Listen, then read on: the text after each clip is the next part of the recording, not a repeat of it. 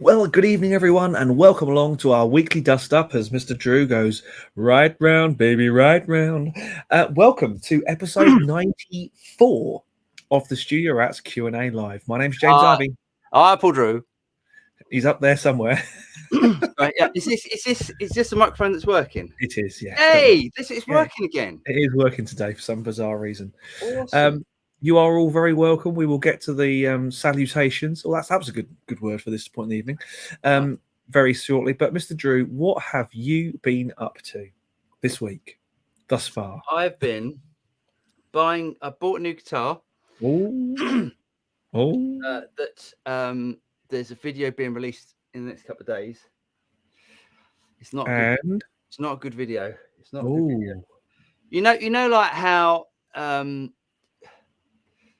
I'm a bit of a guitar snob. yes, but that's not what I'm saying. I'm all for buying guitars blindly. Yes, yeah. I think you're brave like that. Not anymore. Put it that way. Oh. Not anymore. But we'll talk about that later. We will. And we'll do a bit of a show and tell. But I've done a video, and I don't like releasing negative videos. But it's going to be a negative video. Kind of have to from time to time, mate. Yeah, I know. Proves that we're only human. Proves that not every single thing we touch turns to gold. I know, but people, I just don't like being negative about things. But anyway, what have you been up to? I had an interesting week so far. I spent yesterday recording a string quartet in a beautiful octagonal church out in the wilds of Essex. And today I've been writing scripts for a new product, for a new video and stuff. And then... Oh, no. I had an email. Oh, no. I've had an email. Is it printed? Well, I've printed the email. They've only gone and given me planning permission. Woohoo! I thought you were in a good mood. Nice one. So exactly what you wanted. They have basically said exactly what I want. Bonkers. What a waste of bloody time that was. In a roundabout way, the very nice chap from the planning inspectorate has said, if only the council had bothered to do a site visit, you would have saved us all a lot of time. What is the matter with these people? So a few phone calls later and a couple of quick texts saying, right, let's crack on, boys and girls. Won't be happening tomorrow, but I'll start getting in touch with people Friday to get things moving, and hopefully, I think it's 5-6 week lead time for the build, which is good because it gives me time to get the bass and stuff done. I think I'm looking at a June build from now. Nice. Oh, that's great. Yes. There's a certain amount of... I sat in the car on the school run and I went, read it whilst holding my breath, and I just went, nice one. That's great, isn't it? That's really good.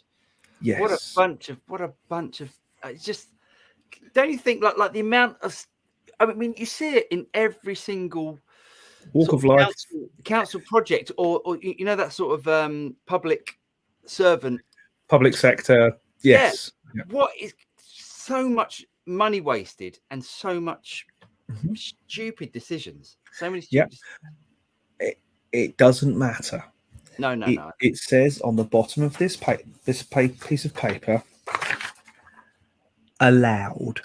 Yes. That's so can I ask a question then? So right now that the whole world's gone to shit, has all the prices of the... More than likely. Right, okay, but you're cool. But I have a contingency, a little bit, and this is not. It's a, what's the phrase? It's a marathon, not a sprint. Yeah. If I have to take a bit of a loan out to cover the excess, I can do that. It's not. It is a business expense. It's a business loan, so it's a legitimate thing, But you know about business expenses, and I know you're not planning on moving, but you do realise the implications if you use it as a business expense. We ain't ever moving. Okay. I've heard that so many times from We people. ain't ever moving. Okay. No, I mean, yeah, I get it. And if we do move, I'll be well retired and the business will be well wound up by then. Okay, cool. So, Nice. no. So yes, finally, a positive outcome from the ridiculousness that was. Well done, mate. Oh, that's great. That's really good. I will sleep well tonight. Yeah, I bet. I forgot to mention as well. We had a song release, didn't we? We did. Hey, and I got over the weekend. I got all our songs on. I can't remember. DistroKid. All the songs are on DistroKid. So all the songs are now winding their ways to Apple Music, Amazon Music, Spotify, and all that sort of stuff. So you can listen to the Studio Rats in your car, on your commute, whatever you like. Not just us talking guff on YouTube videos, but the actual proper songs as well. Yeah. Interestingly, I said this to you earlier. What's brilliant is that this song video release on Monday has had, had 1,000 views in a day, which is pretty good for a song. Yeah, I think it's for a song, for one of our songs. I think that's pretty good. I'm trying to see what we've done. Let me have a quick butchers. Sorry, not a Pat Butcher. We have done. Oh, hold on, it's about to play. 1,811. That ain't bad since Monday for a song. I'm pretty happy with that. I mean, if it was a gear video, I'd be like, it's all right. But no, for a song. Now the nice thing, of course, will be once we have our own same studio production facility again, where we can actually do big stuff. We can all get together and it'll be cool. Yes, absolutely. I am very excited, as you can probably tell from my my absolute excited demeanor. It's going to be very cool. So can I say one more thing that I did? Last Thursday, I decided to go to the opticians. Right. I'm over here. Oh, there you are. So yeah, because I get the occasional people saying, "Oh, it's winding me up." Yeah. The reflection of the glasses. So anyway, that's getting sorted. So I've ordered anti-glares. But anyway, I've reached that age. What, you have to wear glasses all the time? No. Luckily, I don't. But bifocals. Well, I didn't expect you to steal them. Very good. Yeah, how awful is that? Are they? Would you actually have the line? Got the little. No. Luckily not. No, luckily not. Things have improved since our my grand's glasses had a line through them, and she went. I know. Yeah. So it's. I've reached that stage, which I was a bit gutted about, to be honest. Anyway. So we'll get into guitars and stuff later. Nothing can trump my news about my planning permission. So no. There's some interesting stuff going on in the world at the moment, but we'll get into that as we get a bit further in and stuff. Why are there 4 angry faces? I don't know. Who's what? Why is Stephen James angry? That's what I want to know. Where's Stephen James? In the top right, where the timer, top left where the timer is, there's 4 angry faces, and it says it's Stephen James, and I don't know why. Stephen, if you're angry, why are you angry at us? Oh yeah. I don't know why. Is he angry because he might be angry because of planning permission? He might be, but don't be angry. Be happy now. Yeah. Let us know, Stephen, why you're angry. And if it's something we said or something we did, then we'll make it up to you. I promise. Absolutely. Anywho, let's dive into the comments and stuff, and start this whole Q&A thing off. Let's do it. Sheppy Shepherd said, "Hi all, UAD Universal Audio just announced something called Spark coming March 30th. Any thoughts on what it could be?" March 30th is the day after my birthday, I'd like to say. So presents to be sent to the Studio Rats house, StudioRats.com. You've got a theory, haven't you? I think it's a synth. I think it's a hardware synth. You think hardware? I think you don't think it's a synth, a what's it called, a UA for a lunar synth. It could be. I think it'd be very disappointing if it is, because I don't think that is big. Actually, I should know because I'm on the beta team for that. But anyway, no, I don't know anything about this. I think it's a hardware synth. I think Spark is a very dodgy naming convention, Yep. considering the well-known portable guitar amp type thing. Yeah, very popular guitar amp thing. So another musical instrument, another musical thing called Spark is Yeah. hope it's not a guitar amp. Trademark infringement. Infringement. Yeah. Yeah, interesting. Yeah, I reckon it's going to be a synth of some sort. I think it's going to be a what do they call it, a lunar extension. I think it'll be a lunar extension synth, Right. Right. Okay. rather than hardware. I could be wrong, but stranger things have happened. Yeah, absolutely. K. Michael P. We've got a new picture. We have. That's no. Look at the flame on that, as they say. What is that? What is that? K. Michael P. Michael, tell us what that is. I like that. That's nice, isn't it? Very lovely. Nice. He says, "Howdy, y'all. So happy for you to see me today." Indubitably. Quincy G. Hello from the Netherlands. Hi, Quincy G. Dave or Pavo. Hi, guys. Cliver K says, "Evening, guys. Just wondered if you tried the governor and did you build any of the kits?" I haven't built the kits yet because I haven't. I'm on it at the weekend. My wife's away, so I've got Saturday and Sunday evening to do stuff. Oh, nice. In terms of the governor, it's sitting here, Clive. It's sitting there. This is the pedal that Clive built me. From what's the pedal company, James? Company? But I've forgotten. Something dog. Fuzz dog effects. Fuzz dog. Yes, Clive built this. And yes, I have tried it. Clive. It's absolutely fantastic. And James and myself are doing a video on a bunch of governor type pedals, which that is going to be featured in. Yes, very exciting.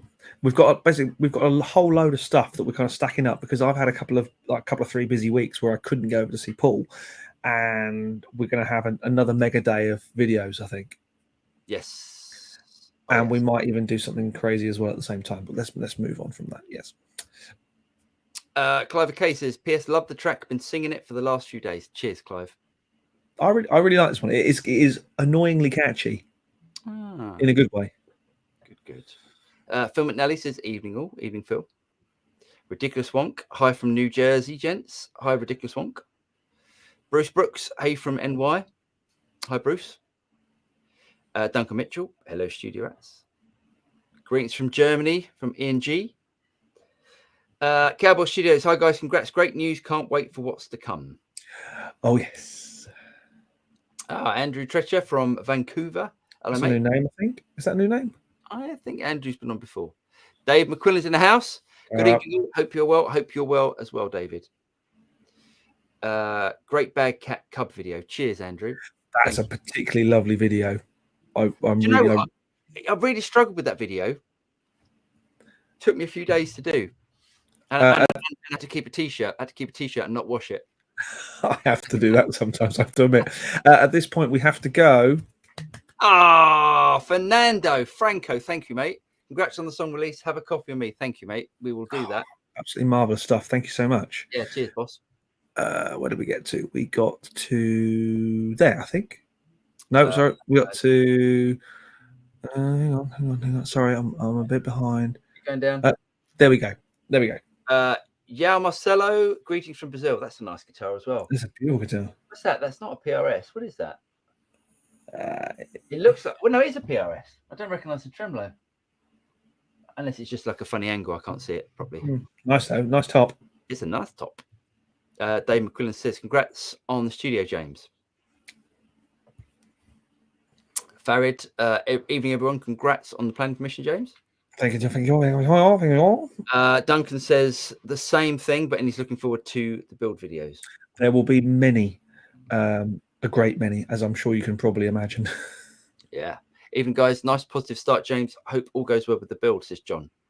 Me too. Duncan, did you master the songs before sending them to DistroKid? Yeah. Was I not supposed to? No, they're only an aggregator. They don't do anything clever like that, as far as I know. I did push a button. Push a button, which cost me more money. I wouldn't trust them to master a track. No. Oh shit! Oh damn! One for a quick check. Yeah, definitely. Yeah. Sweet Jay says, how do you think the Bad Cat compares to the Lightning? So James and I were having this conversation before, actually. I really, really like the Lightning. The Lightning is just, I like the simplicity of the Lightning, and I like the way that a one-channel amp works and sounds. And I think I really like one-channel amps. And I know the Matchless over there, the white one, is a 3-channel amp, but it's not really. It's not really a 3-channel amp. Well, it's like a 3-channel. No, but it's not like a Marshall TSL or something. Yeah, or a Marshall 30th anniversary, where it genuinely is three separate channels with 3 separate EQs. But there aren't many amps that are. I mean, there's lots of amps that do that. I mean, there's many amps that share EQ that are 2 channels. Yes. And it doesn't share EQ, actually. It does have separate EQ. But anyway, yeah, I don't know why we're arguing. Sure. Yeah. They're really good. The Bad Cat is a lot brighter than the Lightning. The Lightning's really smooth. The Bad Cat is more like an AC30. It's got that sort of cutting. Someone actually put in a comment that the Bad Cat Cub that I've got is actually based on the Lightning, and it's no way it's based on the Lightning because it sounds so different. But anyway, they're both they sound great. Let's face it. If they were side by side, you might be able to go, I like that one over that one. On their own, you're probably going to go, still sounds like Paul Drew. Unfortunately. Good day from Brisbane, says Stephen. Good day, Stephen. Why you got cross faces, Stephen? It's Stephen, isn't it? Yes. Yes. Yeah. Clive K. FYOU.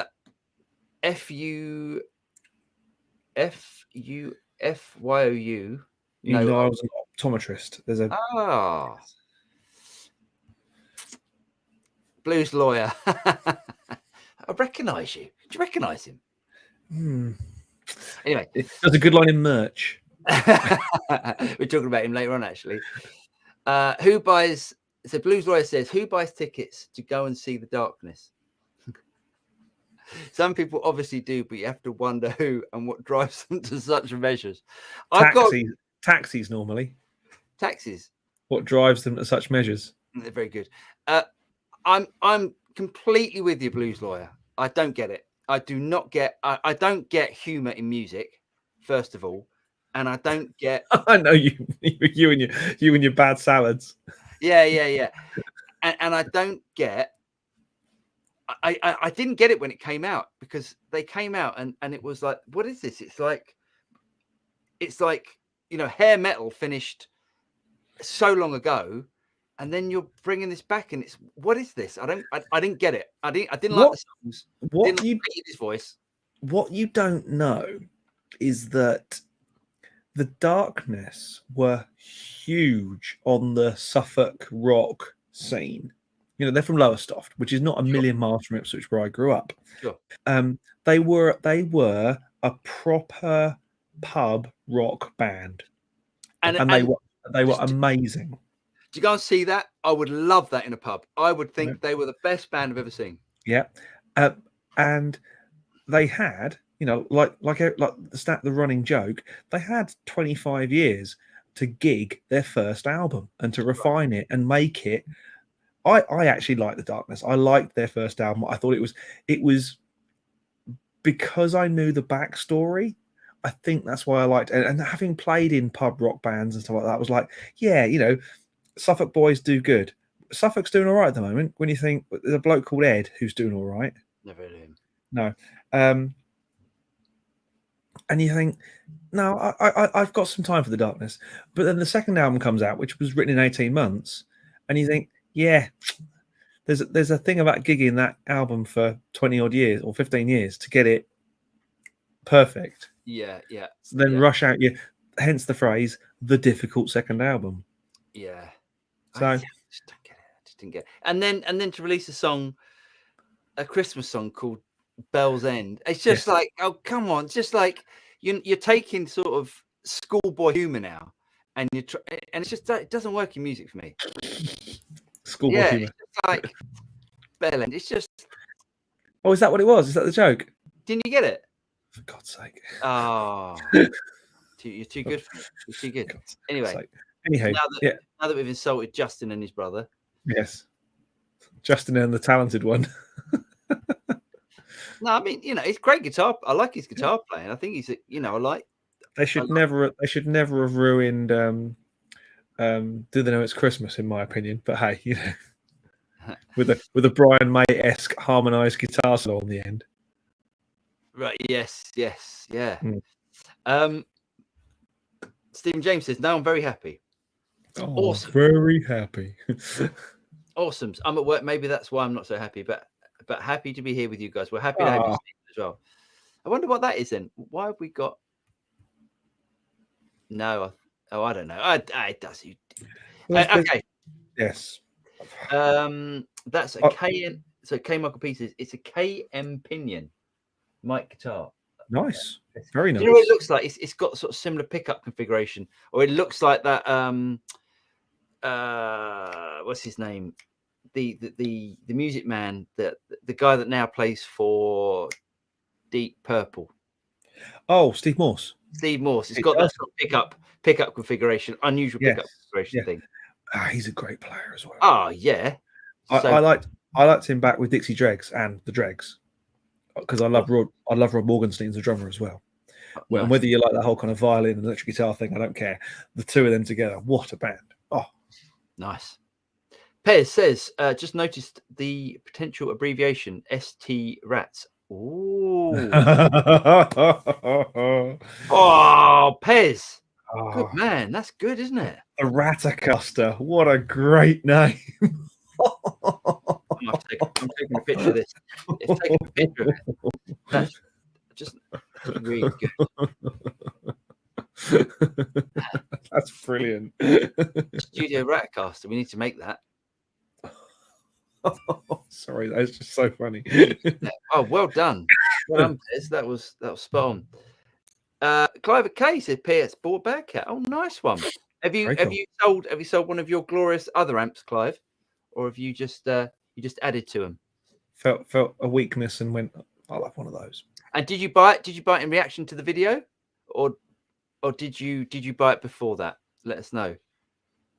Matt Everett says, "Hi from Dallas. I noticed another tune on Apple Music called 'Drifting in the Dark.' Does that cause an issue for song title? Love the song. Looking forward to downloading it when available. Thanks." No. To be honest, mate, no, it doesn't at all. Things only become problems when like the names of songwriters are the same. Mm-hmm. Which we can give an example of. But can we? Yeah. I'll just explain. So there's plenty of songs like, I mean, let's think of a classic. I mean, I can't think of a single song where there's multiple. It's been done multiple times, but there are simple song titles that are done multiple times. You'll probably find there's lots of songs called "Drifting in the Dark" because it's a bit of a sort of cliche, I guess. Yes. So things become a problem when, like, for instance, we had Bruce Dickinson on the show. Yes. and I remember when I was at college and Bruce was in charge of the college, we had a conversation about songwriting royalties, and he just received a royalty check from for Bruce Dickinson for a lot of money. Very upset to have to send it back. Yeah, not him as Bruce Dickinson, yes. as in Iron Maiden Bruce Dickinson. And he said, yeah, it's quite a hefty amount of money. I've got a guitar playing friend called Dave Arch. Right. And the MD for Strictly Come Dancing is also Dave Arch. Right. Not the same person and not the same instrument, sadly, but yeah, similar scenario. Nice. Dilly Black says, "Hi guys, can I pick your brain re audio interfaces? What do you think about an upgrade from the Scarlet 2i2? I was thinking maybe Apollo Twin. I'm using Studio One and a pair of Kelly Audio. Thanks, guys." Yeah, I mean, the Apollo Twin's fantastic. I'd recommend if you're doing that, and I'm guessing you're using a Mac, I would go for the Apollo Twin over probably. If that's the size of interface you want. I know James is going to disagree, and I'll tell you why he's wrong in a minute. But I would go for the Apollo Twin because it just works, and it's brilliant. I'm going to ask you a question, Dilly, before I pass my verdict. Are you upgrading for better quality, or are you upgrading for more I/O? That's a very important question. By that, because a 2i2 is 2 in, 2 out, effectively, with an Apollo Twin is 2 in, 2 out, but it does give you ADAT in. Mm-hmm. So you can actually have 10 in. Or are you upgrading for better quality? So come back to us on that, and we'll. Well, let's answer the question both ways. I think we can do this quite quickly. All right. Okay, go then.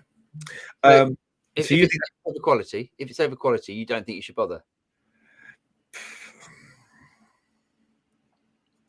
I think you would tell yourself it sounded better, but I don't think you could actually notice that it sounded better.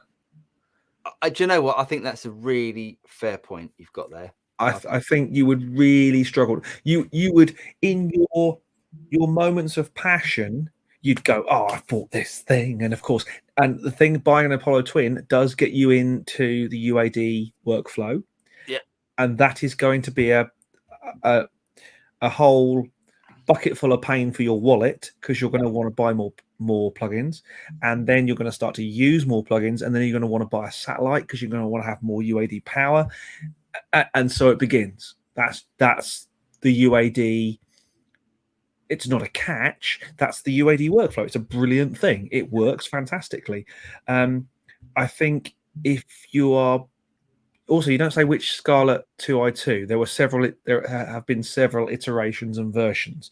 The most recent one, genuinely, I think you'd struggle to hear the difference between that and spending probably 4 figures on an interface. You would struggle to hear the difference. I'm trying to think. What is the 2i2? What sort of connection is it? I think it's USB. Okay, so if it's Thunderbolt, it's obviously going to be faster a bit, but for two channels, not enough to worry about. Okay, can I give this plus point for using the Apollo Twin for tracking? Yeah. For tracking, I think it'll be a massive difference, because you'll be able to listen in real time in effect. And you can also commit your effects as you go. Yeah, that's an upgrade. That, to me, that's an upgrade, and I think the Apollo Twin. Yeah, that's definitely an upgrade, but I think you should look at if it's I/O you need. And I'm only going to say this because I love their form factor. I love the actual quality of the units. I think the Antelope stuff is worth a look. Can I say that I agree? I think it sounds fantastic, and I think it is fantastic. I just think the interface is a complete shit show. Don't mind me saying. You're entitled to your opinion. And I don't mean that even though it did come up. I don't mean that. It's a learning curve. That's a better way of saying it. A better way of saying it. Yeah. But they do sound absolutely fantastic. Even I have struggled with some of the functionality of the interface of the control panel because it's hard. Yeah. But once you get your head around it, it's genius. Anywho, moving on. Stephen James says, waiting to hear your take on the Boss GX100, Paul. Do you know what? I was expecting it today, Stephen, actually. So hopefully it'll arrive tomorrow. So I'm quite looking forward to doing some stuff. What I might do is, if it arrives before Friday, I might do Friday's live show on the GX100. That'd be cool, wouldn't it? Yeah. We'll see. And I'm going to need a bit of time to get my head around it and stuff. Yeah. Uncle Ben's in the house. All right. Ben Hand says, "Hi guys, extraordinaire.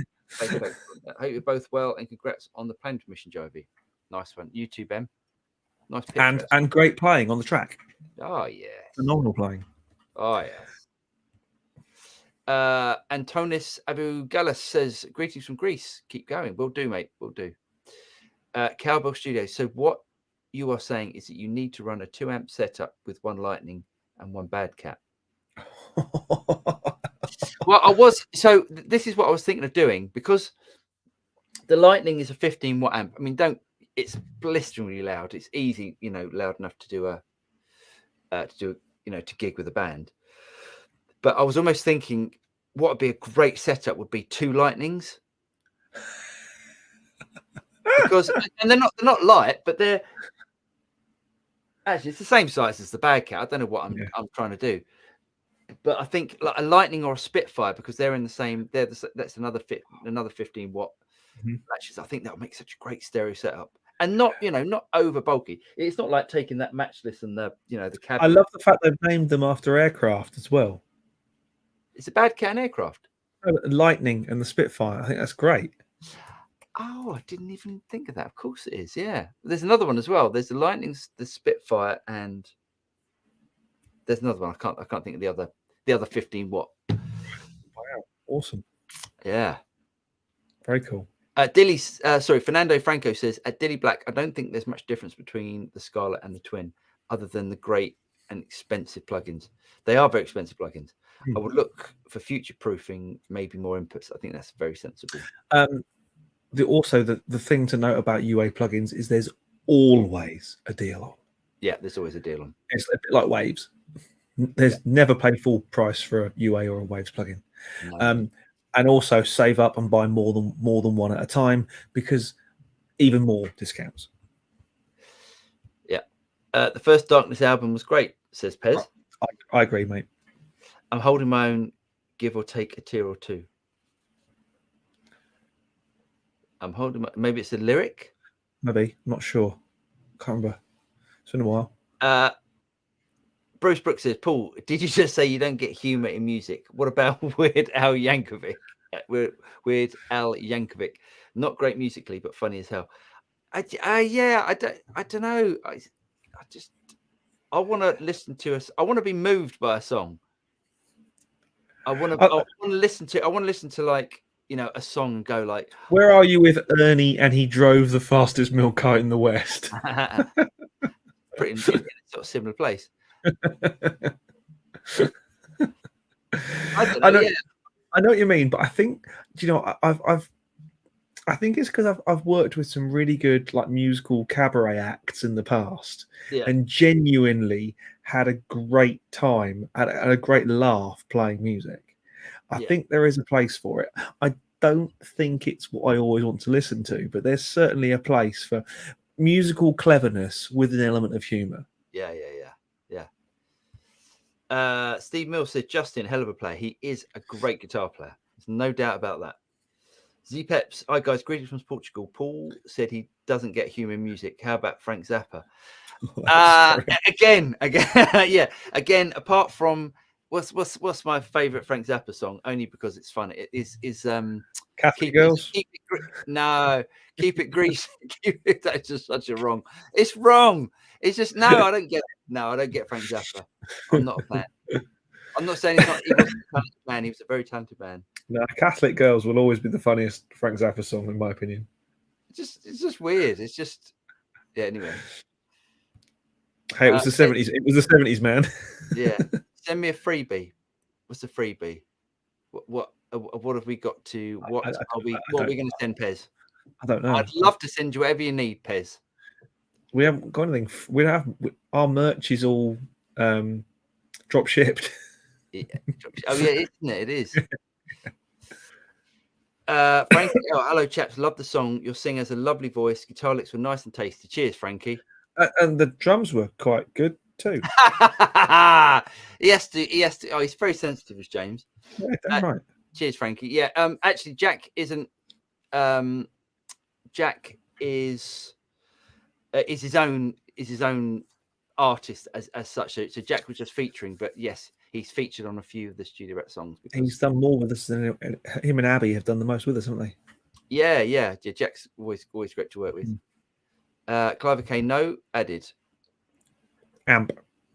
Bad Cat. So no.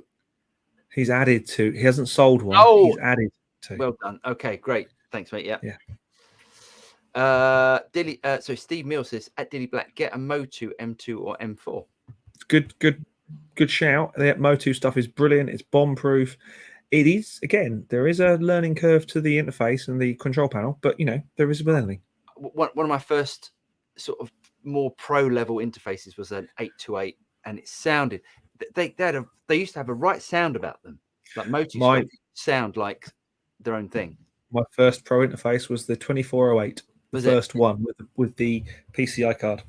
Yeah, funny. Yeah. Weird. You can always hear like the sound of it's such a strange thing. Yeah, but no, that was a long time ago now. Yeah. It was a long time ago. Lefty Mike said, got the new Cali Audio LP6 monitors, and I find them very bass heavy when playing the Helix through them. No matter what the dip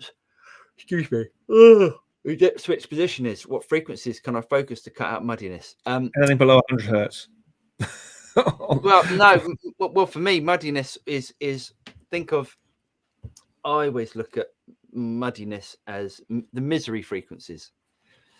So 200 to 350 hertz. Yeah. There's your problems.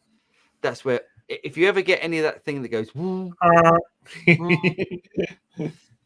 it's that we can't hear. The human ear cannot hear below 20 hertz, and to be honest, probably up to about 60 hertz. That's what you feel it, don't you? You feel that sort of frequency, especially as you get older. But if you're hearing those frequencies that make muddiness, is 200 to 350 hertz.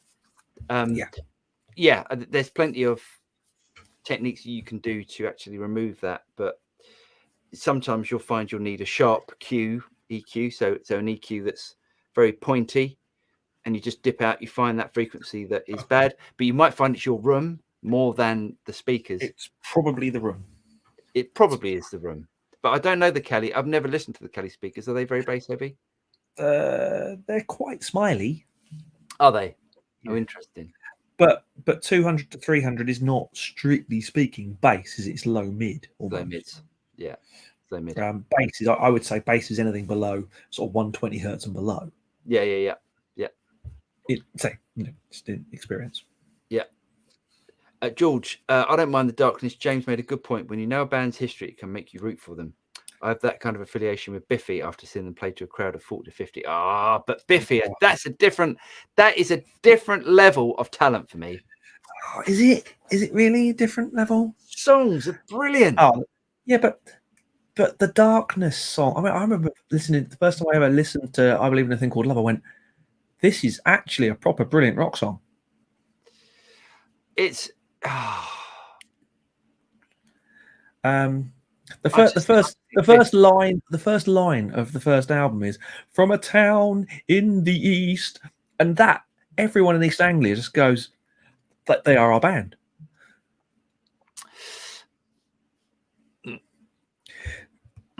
Yeah, Biffy. Just what a band! So bloody good, and really inventive as well. They did their own thing. Yeah. Biffy, I'm not talking about the Darkness. The Darkness sort of copied stuff, and Biffy just went to a different level. Amazing. Yeah. So Clive K said, I had it on order for ages. Hand wired 15 watt with the EF86 NAD reverb. And reverb. Cub 459. Nice one. Very nice. Nice one, yeah. John Randall, Bruce Dickinson quality, hell of a pilot too. Yes.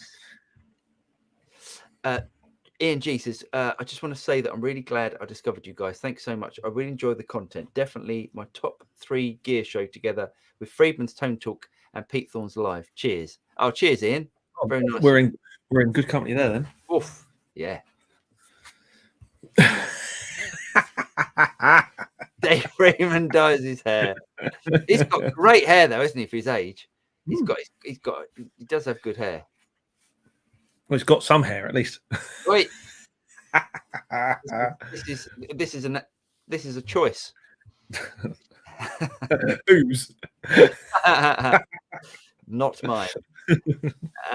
Just Phil McNally said, just bought an Apollo Twin Quad, 1,200 quid on the Twin and £500 on the plug-in. See, this is what happens. Mm-hmm. Up to now, a very deep hole I'm digging. Yep. Welcome to the UAE. UAE. Welcome to the UA paradox.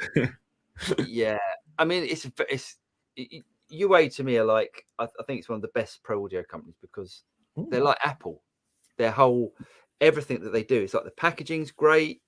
It just works And as it well. just works. It does just And work. if you have a problem, you phone up and you speak to someone, and they get back to you and they solve your problems.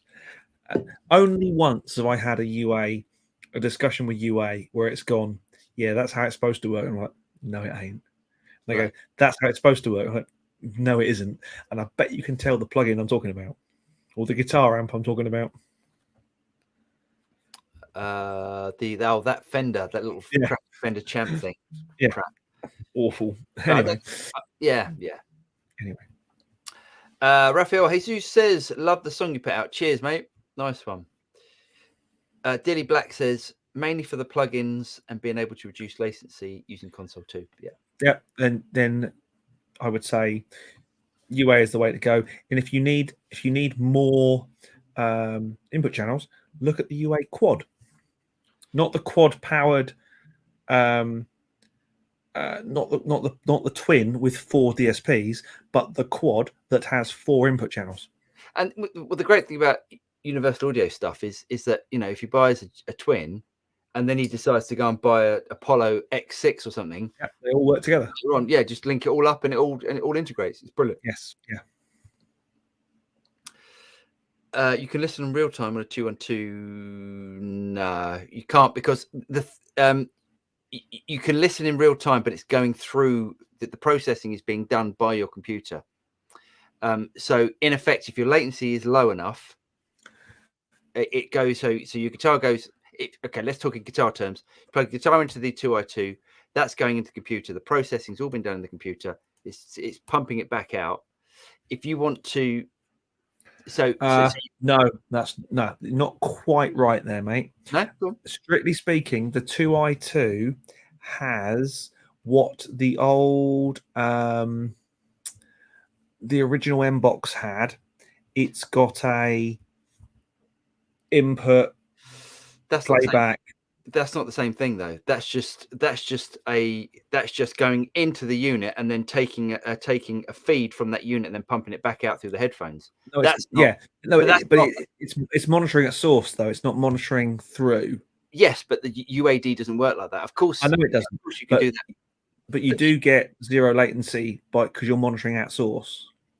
Sure, but it's not the same thing. No, I agree. It's not the same thing, but I think that's what Clive's saying. But yeah, but that's like taking in. It's basically an internal insert lead that's pumping some of it back into the computer and then pumping the dry signal out. What you can do with the UAD is that you can plug your guitar into the UAD. The processing is done inside the interface. Yes. So the latency is, I mean, it's when I say it's next to nothing, it literally is nothing.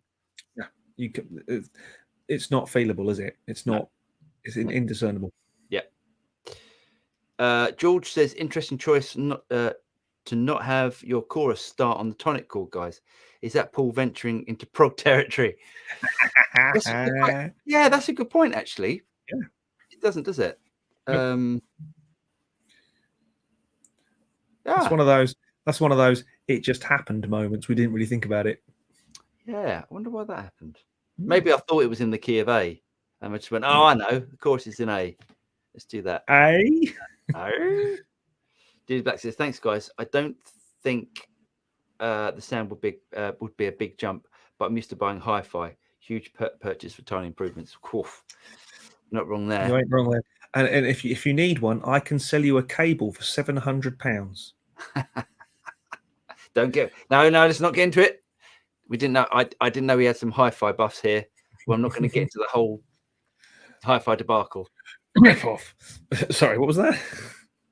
David Bro says, hello from the beer-soaked, patchouli smelling, full of hippies at South by Southwest in Austin, Texas. Oh, nice. Is that going? I'd love to be in South by. Yeah, it is. Yeah, I think. Yeah. Oh, what?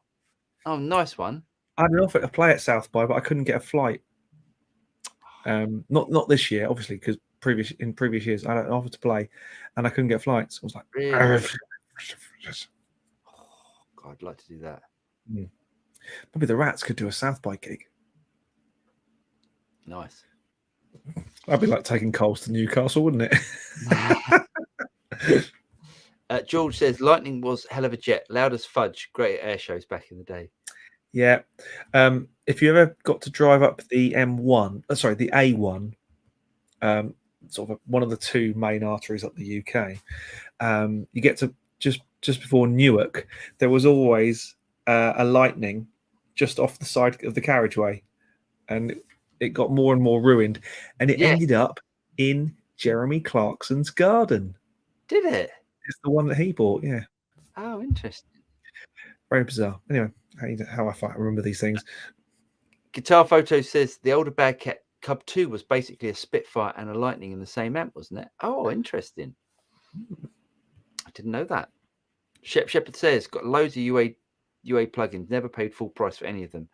Buy it in bundles during their big sales. Yes, absolutely. And also, if you do, unless you're in desperate need, wait for Black Friday, because their Black Friday deals are off the chart. Yeah, they are good. They are good. Frank Zappa favorite is Bobby Brown. Don't know that one. George, I think the Lightning was named after the P-38, not a jet. Yeah, I think it was the P-38, as in the World War II turboprop, rather than. Oh yeah. Another Catholic girl's vote. With their tiny little mustache. Great lyric. John Otway, really free, absolutely brilliant live act, said John Randall. Frankie L says, sorry to the rest. Guitar players usually only hear vocals. Hello, mates, from David Brose, running from tornadoes in Texas. Keep it greasy so it would go down easy. Absolute classic. It's greasy, isn't it? It's greasy, yeah. Greasy. It's such a wrong song. It's so wrong. Frankie L says, and guitars, but we can't do without the rest of the band. It's true. Pets in the house. Live music is alive, lads. Yes, good. We like it. Absolutely. Stephen James, did you see the new Line 6 release, the new DL4 Mark II? Yes, talking about it later on. Moving on. Steve Mill says, by the way, I'm not convinced 8. I'm now convinced 8 need 8. Okay. And I'm looking at my keyboard and I is just below the 8. Yeah. I'm now convinced I need a Strat in my life. And the drums were quite good too. That Strat does sound killer. It really does sound good. Do you know what? We'll talk about it in a minute when I get that guitar out. Yeah. But I was, I've done a video where I compare. I plug in that guitar there that's going back, and I plug in the Strat, and the Strat just went. I went, oh my god, this is like so much better sound wise. But anyway, we'll get onto that in a minute though, because we've got a theory, haven't we? I've got a theory that you agreed. Yeah. We'll talk about that in a minute. Rex is in the house. UA has one problem, that I have to look at an entire screen of plugins pop up that I do not own to pick out the few of licenses for. That's fair enough. That there is a way around that, and there's a little app that will stop them appearing, but because Rex is a PC guy, it's only a Mac thing. Sorry, Rex. Sorry. There is a bypass. I'm thinking that's with the Newbury. Huh? Newbury bypass. Now, I think Clive's referring to the basic, the direct monitoring out. Yes. Yeah. It's a hodge. Anyway, Did Black 2i2 has a direct monitor switch, which is nice. At this point, we should also. Oh, Dilly. Thank you, sir. Thank you so much. Dilly. Lavender's Blue. Very good. Can't understand how someone can survive with just 2 inputs. A guitar cab needs more than that. James, I gave up on cheap £700 cables long ago. Oh, bless you. Lightning near Newark, my part of the world. Nice. Yeah. Oh, back in the day. Back in the day. Got to go. Keep on keeping on. Have a good one. Do our best. Dilly says, thanks for your help, guys. Love the new song. Drums are great. There you go. Right. And recorded in this very room. That room sounds great. That room sounds so much better than your old room. There's a reason for that. It's about 5 times the size. Yeah, but it was so easy to mix. Yes, because it was so small before. Rex has joined us as well. Ah, Rex Look is at a that, member. Become a YouTube member. Yeah. So, guys, if you want to become members, you can do of the human race or of anything else channel. Basically, you get shout outs and that sort of stuff. and stuff. Yeah, it's just to support the channel. But thank you. Right, we'll hold off on. Oh no! Before I click on it, you've done it now. You've done it. You've done it. I have. We'll get in there. Go on. Ian Freeman says, "Hi guys, any recommendation on a solid state amp with great clean headroom for like R&B, jazz, and soul?" Go on, James. A polytone. A what? A polytone. Do they still make polytones? They still do. Still do. Do they really? Yeah, a polytone. Wow. Well, I would go. Oh, my instant thing was a katana. That was my instant thought. Yeah. So Quilter make really clean high headroom amps. Who else? The high headroom thing makes me go polytone because they're a polytone 2. I think they're on now. A little brute or a brute, something like that. I don't know anything about polytones. They're great. Really, I mean, it's a proper jazzers amp. Okay. It's the sort of thing that you wind the tone out of your 335 or your 125, and you go Charlie Christian. Beep, beep, doop, beep, doop, beep, doop. Okay. You're playing. It's a great sound. I mean, I nearly bought one in the auctions because they're always in the auctions. Oh, interesting. They are a one-trick pony, but it's a great trick. So solid state. I mean, the katana, but you might not need all of the bells and whistles that the katana's got. But it's reasonable. The only one I'd recommend the Quilter. From what I've heard, I've never tried one, but they sound very clean and very. That's what that sort of thing want. The other thing that I'd recommend to have a look at solid state is which I couldn't believe how good it sounded. Is the Mark Bass now make Mark guitar amps? Yes. Yeah, what they're called, DV Mark. Yeah, DV Mark, and really good. And there's an Eric Gales, right? DV Mark that it's about that big. Yeah, I think it's like 200 watts or something. It's probably class D.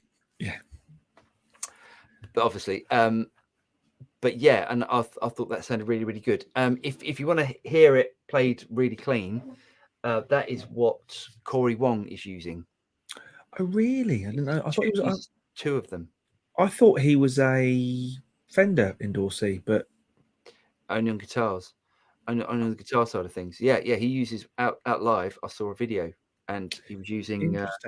And you know how clean he is. He's like Mr. Clean. Yes, quite literally. Yeah, good shout. I like this.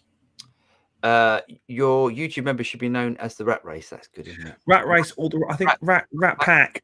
I quite like. I have to admit. Rat Pack. We're getting some questions in there, of course. How do you join as a member? That's a really good question, Dilly. And I wish I actually knew, because it's a really funny thing, because it's something that we haven't had to do.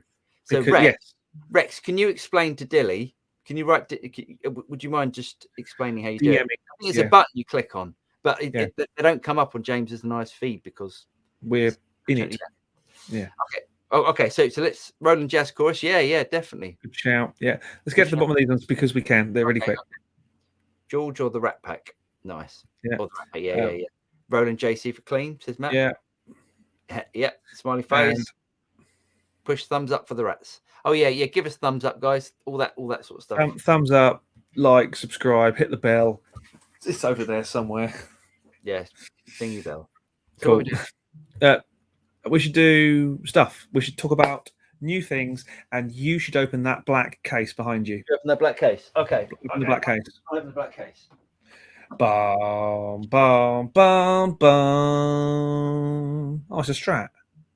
Yeah. Should I take? No, actually, let's do it as it arrived. Right. You know the fretless gag on them as well. Oh, it's funny. Oh, it's funny, right? Let's take this out. Right. Okay, we need to talk about this. So Mm-hmm. this is an exotic. The same people that make the pedals. Yeah. I mean, it looks beautiful. It looks really pretty. It's That really, color looks amazing. yeah, it's a really nice color. It's got nice sort of. I don't know if you can see it in this light, but it's got some nice sort of checker, lightly relict sort of check finish, and the neck's obviously you've got that sort of flame. That. It's really nice, really Roasty nice. smoked maple thing going on. Oh. Yeah, not that light. Right. It's I think the weight. It was listed on Peach's website. It's how many ounces in a pound? Pound. Oh, it's 14. But anyway, 14, isn't it? Yeah. I thought it was. Anyway,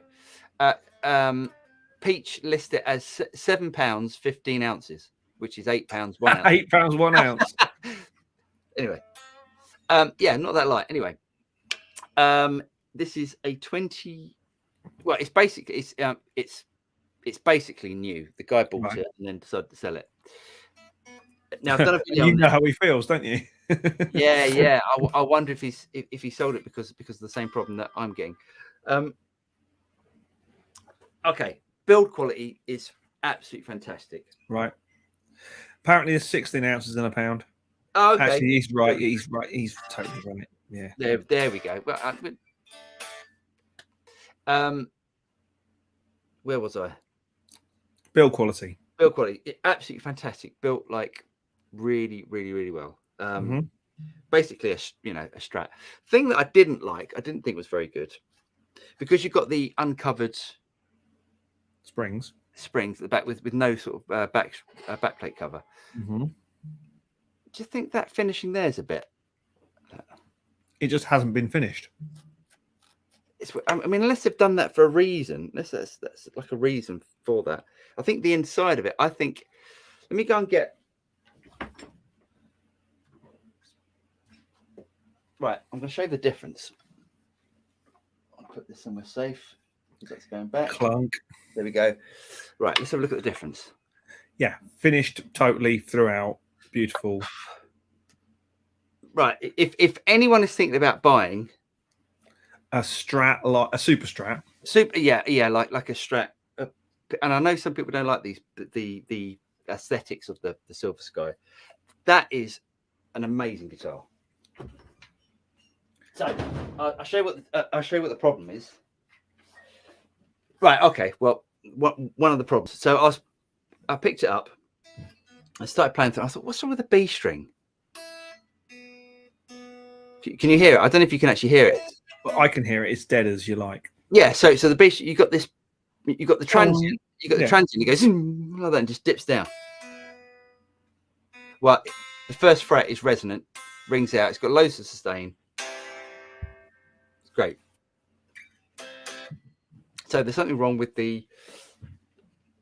I'm sure actually Bruce will know exactly what the problem is, but I think I know what the problem is because I've had guitars like this in the past. So it's either a twist in the neck, a little twist, which could be a problem. I'm sure it's all fixable at some, to some sort of cost. It's definitely not the nut. The nut's absolutely fine. It's not the truss rod. It isn't the truss rod. I've adjusted the truss rod because I thought maybe that there's a fret that's a bit too high. Bend the truss rod back, straighten it all out, and it's not that. So it's got a bad. It's basically a Friday afternoon one. Oh, shame. Yeah, because I love it. I love the look of it and stuff. It's a bit more leery. But what about the sound of it? And then I thought, God, the pickups are a bit nothingy. They're a bit weak, and they're known to have sort of quite low output pickups because Exotic make the pickups. I personally like low output pickups, right? Because I think they have more clarity. And it does have a lot of clarity, but they are really low output. Right. So I thought, let's make the video. So I'm making the video. You got the initial excitement of me opening the box, going, "Oh, that's really nice," and all that, and then sort of I start to play it and go, oh, hold on, something not quite right here. And then I thought, well, you know what? I'll compare it against my Strat and my Les Paul. Humbucker in the bridge, Strat in the in the other two positions. Yeah. The Strat just like I played some chords, just simple chords, swapped over to the Strat. Strat sounded so much better. And then the Les Paul, and then switched on to the humbucker, put some drive on, played a bit, pulled up the Les Paul so much better. So it's just not a keeper. So it's going back, which is a bit of a shame. See, I've got a theory. Woo-hoo, about let's call them super strats. Yeah. And I think as much as you and I are purists, should we say, guitar purists? Yeah. I've got, you've got a couple of PRSs. I've got my Eggle, which is kind of super stratty. Super strat stroke hybrid guitars, we call them. Okay.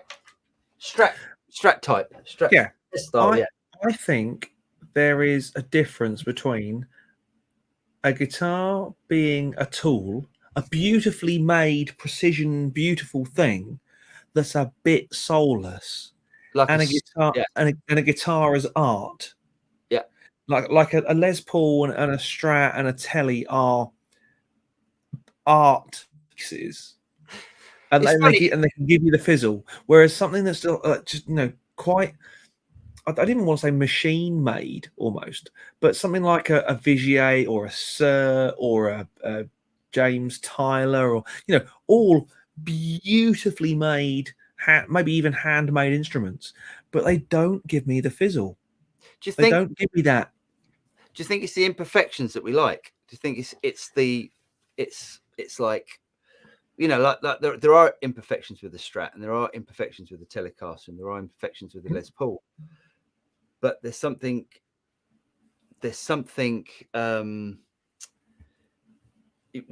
like those imperfections. So I was on track last week, on Monday, for a video. Yeah. And I'd done the, how have I done it? I've done the rhythm guitar parts on my Les Paul, and I wanted to do the lead parts on the PRS on my Swamp Ash. Okay. And I actually couldn't play what I wanted to play on the PRS because either it needs a tweak, a setup tweak, or whatever. It's moved in whatever. So I went, right, I'm going to pull out the. What's the problem? What was the problem? Above 12th fret. Yeah. It was too hard. The action was too high. I couldn't get to it. Whereas I put my Eggle on, I went, oh, fantastic. Now, obviously, the Eggle and I have a synergy, a thing, because I've had it for so long. But I then went to the Les Paul, played it within a fraction of a second. I hadn't got a try. I trashed my fingers. I must have played this solo 30 times, 40 times to try and get close.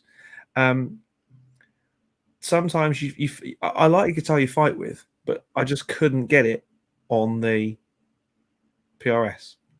Whereas if I just bit the bullet and gone, I'll play it all on the Les Paul, I'd have probably done it in about 10 minutes. Yeah. It's funny, isn't it? I feel the same way about Sir guitars, although I think the pickups on the Sirs are really good. Mm-hmm. There's something, you're right, there's something about those precision. But anyway, your PRS just needs a truss rod adjustment. It needs a tweak. I won't do that because I'm not.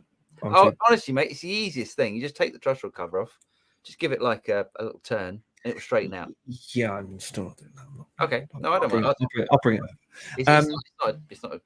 In the drum world, yeah. And we said this off air. You know how instruments get to a certain level. Like there's a certain quality of instrument that you get before you get into, should we call them master built or custom shop or whatever. The mass produced, still really, really good. Yeah. But like in the drum world, it'd be like a Yamaha recording custom or a 9000 or like that. Yeah. And a friend of mine, we were chatting the other day, and we said, you know, there's the whole thing about PRSs being a dentist's guitar. Yeah. DW drums are a bit like that. Interesting. And then have you still got your acrylic DW kit? no, that's long gone. I love that kit. It sounded great, but it definitely was a kit for live. It's not really a studio kit. Right. Yeah. Whereas that is the best drum kit I've ever played by a country mile. Because it's got that handcrafted. It gives me the fizzle. Every time I play that kit, I get a shiver down my spine going, this is the best drum kit I've ever played. You sort of contradicted. You haven't contradicted yourself, but it's a contradiction because these guitars are hand built. Completely. I know, but there's it's like that's a tool. That is a beautifully laser accurate tool. Yeah. Whereas a Fender or a Les Paul or something isn't laser accurate. It's like a Ferrari 250 GTO. They're different lengths either sides, but I'd still have one over a brand new Ferrari. Sure. Yeah. Hand panel beaded aluminium. Every single one's different. Yeah. I'd still have one of those over a brand new Ferrari. Yeah. Yeah. I've kind of got a bit off topic, but it's all good. It's all good. Should we move on with some questions, or should we do? Let's go into new gear. I want to talk briefly, very quickly about trade shows. Okay, go on. So we heard that in the last couple of weeks that Music Messe in Frankfurt is no more. It hasn't just been cancelled for this year; it's been axed.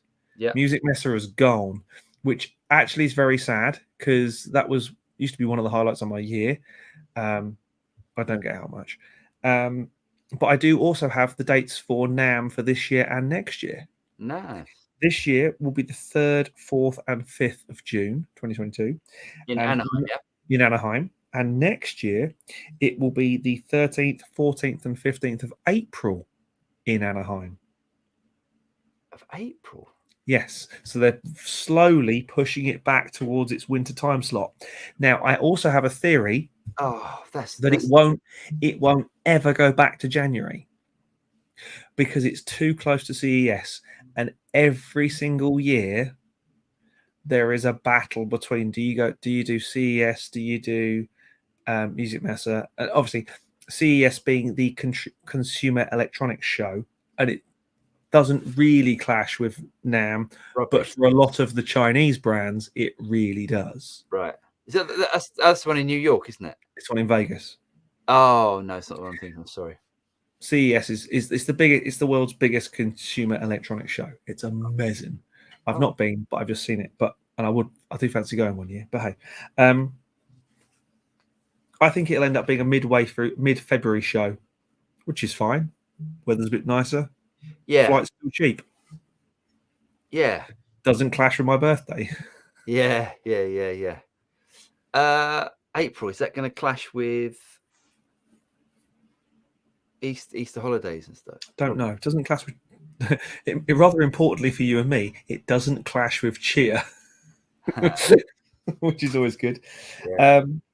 But yeah, I think that's quite good. I think the fact that they're slowly moving it back to a normalish time slot is a good thing. Nice one. Let's get into new toys. What the internet toys? Yes. What toys that you've bought? Well, I can show you my latest toy, which we're going to do a shootout with. It arrived. Ooh, it's the reissue TC Chorus. It is stereo out. Oh, good. It is stereo out. Nice. It's got the main differences are a better LED, yeah, brighter LED. It is 9-volt, not mains powered, and there's one other and a better switch. Apparently, that's the only changes they've made. My argument would be surely in making it 9-volt, not mains powered, you had to do something else. But hey, but rather coolly, my buddy Bruce has agreed that he's going to loan us his original TC Chorus, and we're going to do a shootout, Nice. which I think will be interesting. That will be I'm going to get that on Friday, so that'll be interesting. And he's also going to lend us another amp to do a high-end amp shootout thing. Yeah, looking forward to that. I've always wanted to try one of them, one of these amps. So it'd be interesting. And I love playing through it as well. I mean, it weighs more than a small moon. I think you'll be, yeah, sure. But yeah. Okay, well that's great. Let's not say any more. So new toys. Internet toys. Share screen. Say when? Here we go. Oh, he's done it already. Here we go. So I'll start with this. No. It's funny. It's funny because it's Joe Bonamassa again. He loves it, doesn't he? He loves a way of making some more money, doesn't he? And I've got to give it to him. Hey, why not? No. I respect him. I do respect him. You know that I love his guitar playing. He's brilliant. Mm-hmm. But if he can do a limited run of a Gibson guitar or he would sell cat food if he could. He would, yeah, and yeah. Anyway, so he's got some guitar picks coming out. Next one. Ooh, hello. So this is the news that I think it came out today. Basically, with the tube shortage and the problems that's going on with out there at the moment. Basically, there's a company, Western Electric. They are, which is an American company. They're talking of manufacturing valves in the US. Interesting, because Western Electric valves were always very, very good back in the day. Right.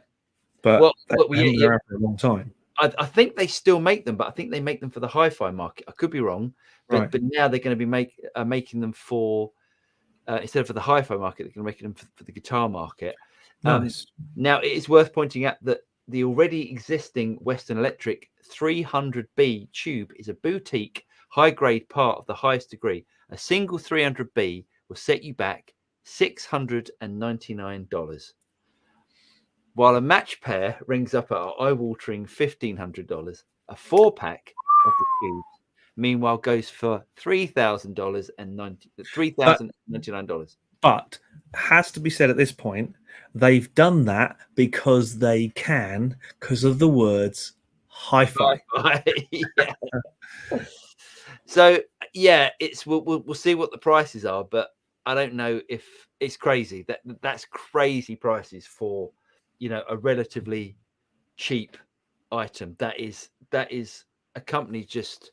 I find it insulting that these companies, they put the word hi-fi in things, and they know that there's people out there that will spend a lot of money on this stuff. So they just make stuff that is just so overpriced, because that doesn't cost anything to make. No. I mean, in components. No, it's ridiculous. It is absolutely. They've bumped the price up because they can, because no offense to anybody else, hi-fi enthusiasts will pay over the odds. Yeah, absolutely. They will. Because they're enthusiasts. I like the shape of it, though. Yeah, not very practical when you want to get 6 alongside each other. No, that's very true. Yeah, no, that is very true. Okay. What's this? Ernie Ball, Music Man, adds a luxurious limited edition spring 2022 models to its Ball Family Reserve. So if you don't know, the Ball Family Reserve is basically their Fender custom shop. Yeah. So I don't like the 12 fret marker, but other than that, I think they're beautiful. Oh yeah, me too. It's they look rubbish, don't they? But I don't bloody think they great block thing. I don't think they do that anymore. I think that was what they used to do. Yeah, they don't anymore. Look. Yeah. Sometimes on the 12th fret, they've got this sort of oval Ball Family Reserve thing. It just looked rubbish. Anyway. Oh, show me the Luke. Oh, look at that. I'm not that keen. Do you know what I mean? I think. I'll have that. Then you can leave alone. No. I think I'd prefer the James Valentine, but I don't. I think the stock models look better than these two. Anyway, let's move on to the Albert Lee. I quite like the Albert Lee. Oh, that's quite cool. And the short scale, that's going to sound good, but that's great. I love a short scale bass. Yeah, definitely. Anyway, so there's that. Price wise, I think they've got any price. A lot. Yeah, I mean, it's expensive stuff. It's expensive stuff. So this was released, or the news of this, I should say, was released this week, which is the long lost Gibson guitar called the Theodore. I think they found it in the archives, the design, and they decided to make it. No, they found it in the bin. They do you know what? They decided to make it. You know what, mate? I couldn't agree more with you. I think it's a wrong one. They found it screwed up in the bin. It's a bit like Free as a Bird. There's a reason that song was never released. It's because it's rubbish. Who did Free as a Bird? The Beatles. Oh, is that Beatles song? Is it? Interesting. Yeah. Anyway, yeah, it's a bit of a wrong one, isn't it? And at $5,000. There are better things to spend $5,000 on. That's just that. Sorry, Gibson, you're wrong. I mean, it's like the headstock. The Explorer headstock does not go with that. It's just everything about that is wrong. Oh no! Look at it. It's just looks like something a troubadour would wander around playing. That's grim. It is pretty grim. I thought this was interesting. Oh, hang on! It's time for a Harley Benson moment of the week. Very good. So I thought this looked really interesting. This is the Harley Benton's take on, I guess, sort of doing what Sonic, what Fender's done with the Acoustasonic. But look at those acoustics. How good do they look? Well, yeah. For how much money? €300. That I mean, if I didn't see HB on the headstock, I would say that was some boutique. Yeah, that's crazy, isn't it? €300. Yeah, €300. €300. They look great, don't they? The the dark ones look great. Yeah, really nice styling of the inlays and everything. And anyway, here's the acoustics. Now they do look like the Taylor makes something like this. Yeah, but hey, they look great. Then they look good. $399. €400. That's ridiculous. Isn't that great? See, now I get that. I would buy that. I'd buy the flame top one, not the black one. I think the flame top one looks brilliant. Where's the flame top one? That one, or whatever top it is. Okay, yeah. The wooden finish one rather than the black. But there's no way I'd spend four figures on an Acoustasonic. But I might spend €400 on that. Yeah, I think it's good. Do you know what I mean? And if you had the choice, if you had to buy that, and it's a nylon string. There's a nylon string as well. Lovely. Is there? Is there a nylon string one? Yeah. That particular one's a nylon string. That's lovely. Is that one there? No, it's not. It's still.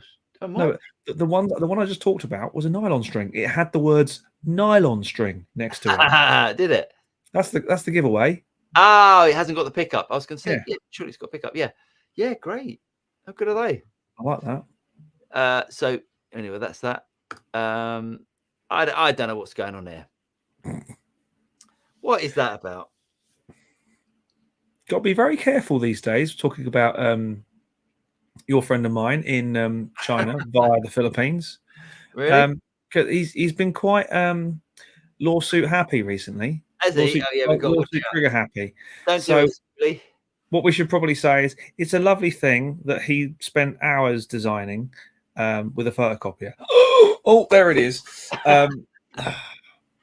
It does look a little bit kiddie, doesn't it? It looks like something you could. My first analog synth. Yeah, I don't like that. I think that's another wrong one. How much is it? I do not know. Probably about £200. I don't know. Wrong. Too much. Now this looks cool. So the DL4 was probably my my first proper delay unit. Mm-hmm. And the only reason I got rid of it was because of the size of it. It's massive. Yeah. So the Line 6 DL4, sort of iconic delay. Mm-hmm. And and they've released a new version of it.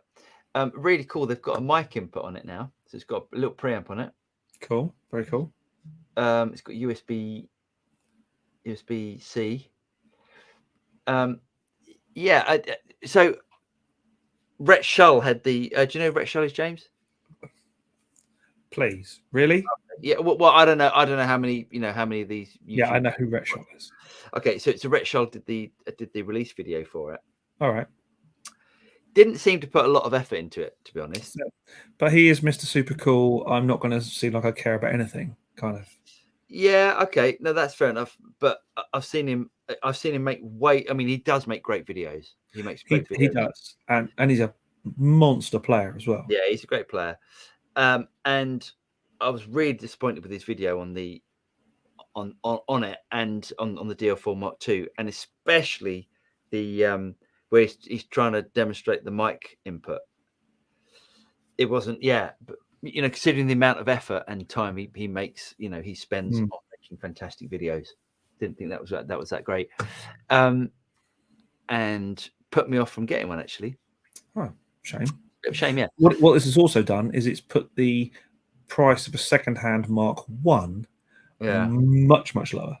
Yeah, definitely. But the Mark I's do have issues. Yeah, there are definite faults with the Mark I. But it's a bit of a weird shape, isn't it? Why have they done that? That's called styling. I'm not going to say that's called design, because design is usually function based, whereas that's styling. Yeah. But one of the points that Rhett Shull made, which I think was really which was a really good point, and I think this was his reason for the video that he made, was that all of the effects that you get in that DL4, you can buy if you go and buy a HX Effects or HX Stomp. All of those effects are in those units. Yep. So almost like, why have they brought out a DL4? But anyway, there's that. I thought this looked cool. So Gibson and Triumph celebrate 1959 with a one-off Les Paul and a motorbike. So I haven't even looked at the price of this yet, but I thought the Les Paul looked pretty cool. The bike looks that does look cool, but the bike looks great as well. That is going to be £100,000 combo, isn't it?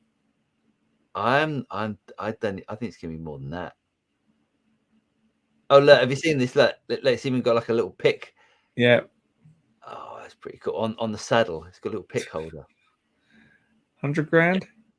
They haven't said. If you have to ask, it's too much. Absolutely. It's a one-off. It's going to, I think it's going to be way more than 100 grand. Nice though. And the Universal Audio Spark, which we don't really know much about because we just don't. No, we don't. Interesting stuff though. There's some interesting goodies coming up. So that Spark thing could be quite interesting. We could be completely wrong as well, which is more interesting, I think. It probably will be, because they're really good. Universal Audio are really good at their sort of throwing people off the scent. Their pre-release marketing is normally quite good, isn't it? Yeah, they're really good. Right, let's dive in. Here we go. Philip Hoy says, hi both, great song recently. Thanks, Philip. Love the guitar tone. Thank you again. Did you use any guitar pedals with the amps you used? Thanks. So I used the Matchless, that one there, the Matchless Independent 35 for that. And yes, I did. I used the J Rocket delay, Clockwork delay, but I didn't use the delay side of it. I used the preamp side. So is that how you got that really nice kind of finger pick attack sound in the solos? Those little obligato bits were really nice and kind of. Thank you. No, I don't know. It's just a drive. It's like a boost pedal. Right. It's like a boost pedal, and actually, funny enough, the boost pedal that Safey, I think Safey's the wooden one. Yeah, the wooden that boost pedal. I love that thing. That thing's. It's like a boost pedal. It just adds a little bit of top end sparkle on it. So it's really nice, that pedal. Nice. Cool. Raphael says, I'm currently modding a Fender Strat Mex 2009 with a humbucker and locking tuners, like I have the tuners in my hand. Nice one. Do you know what I'd recommend? Because I've been reading up about this, and I don't know if this is a problem that probably Bruce will know about, because Bruce is the oracle on everything guitar. But there seems to be a thing about humbucker single guitars. It's apparently there's something to do with the pots that you use. So with the humbucker, you'd use a 5. I mean, I'm coming up with numbers here. You'd use a 500k pot normally, and with single coils, you'd use a 1k pot, something like that. There's a difference of what normally happens. So I'm wondering if there is an issue of, because every single super strat humbucker single guitar that I've ever played, I've always thought it lacks something. Right. And so it'll be interesting to see if it's that, and I hope it's not, and I hope, Raphael, you put that humbucker in, it just sounds awesome. Yeah. The only time I've ever I know anyone's done it was with a Jeff Beck special, the Lay Sensor one. Yeah. And that had so much output, it was ridiculous. Did it? It had a preamp on it though, didn't it? Yeah. It had a preamp. Yeah. Sounded amazing though. Yeah. George Kane says there's a debate about back cover changing the sound. Oh yeah, I've heard this. Surely.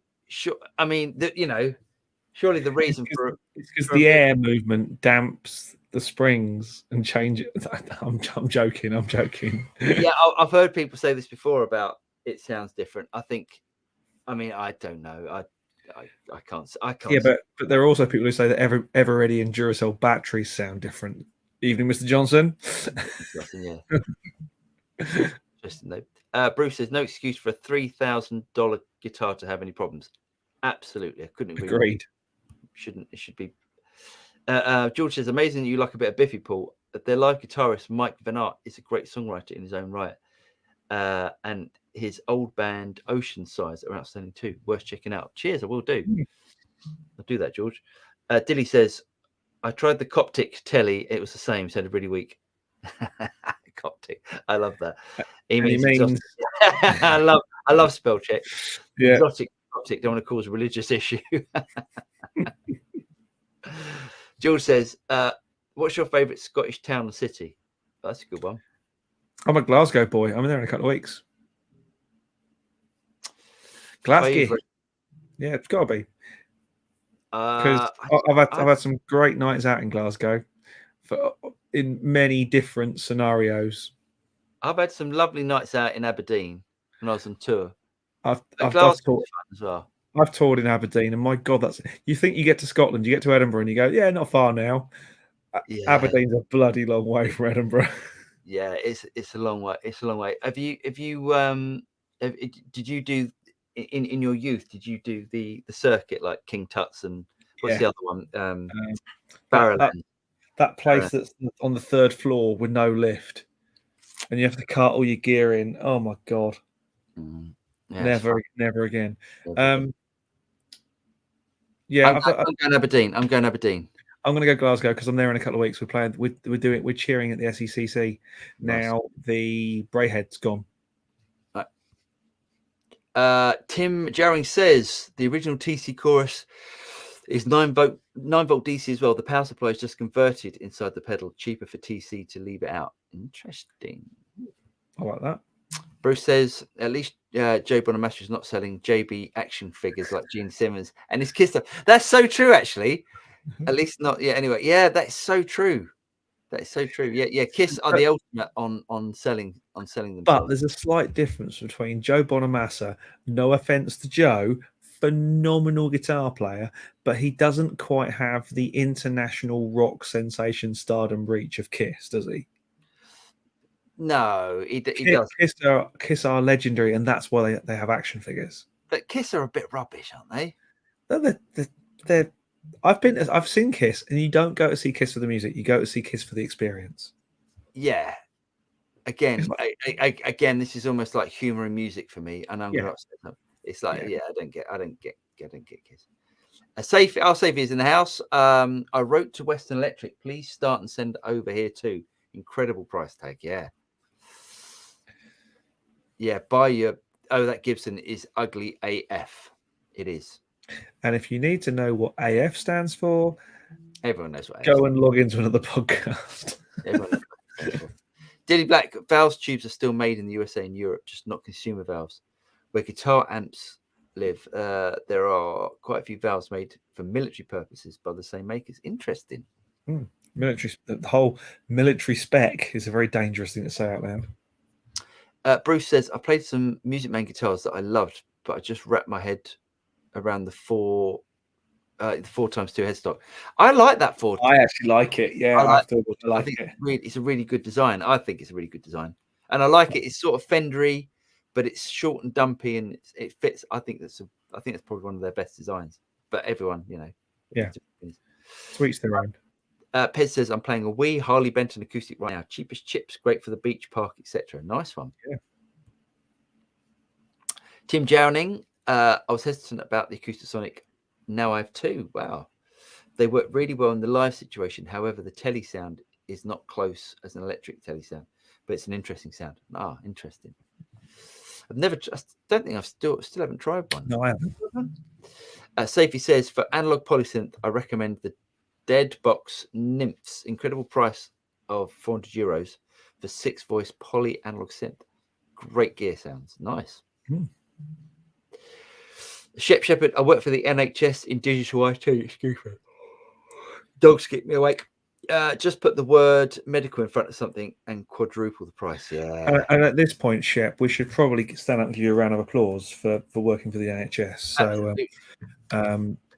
So yes, thank you for all you've done for the last 2 and a bit years, certainly, over and above. Moving on. Cowbell, a drum question for a change. Oh, no. Yes. Any tips on great rock and roll cymbals set for the studio? Rock and roll cymbal set.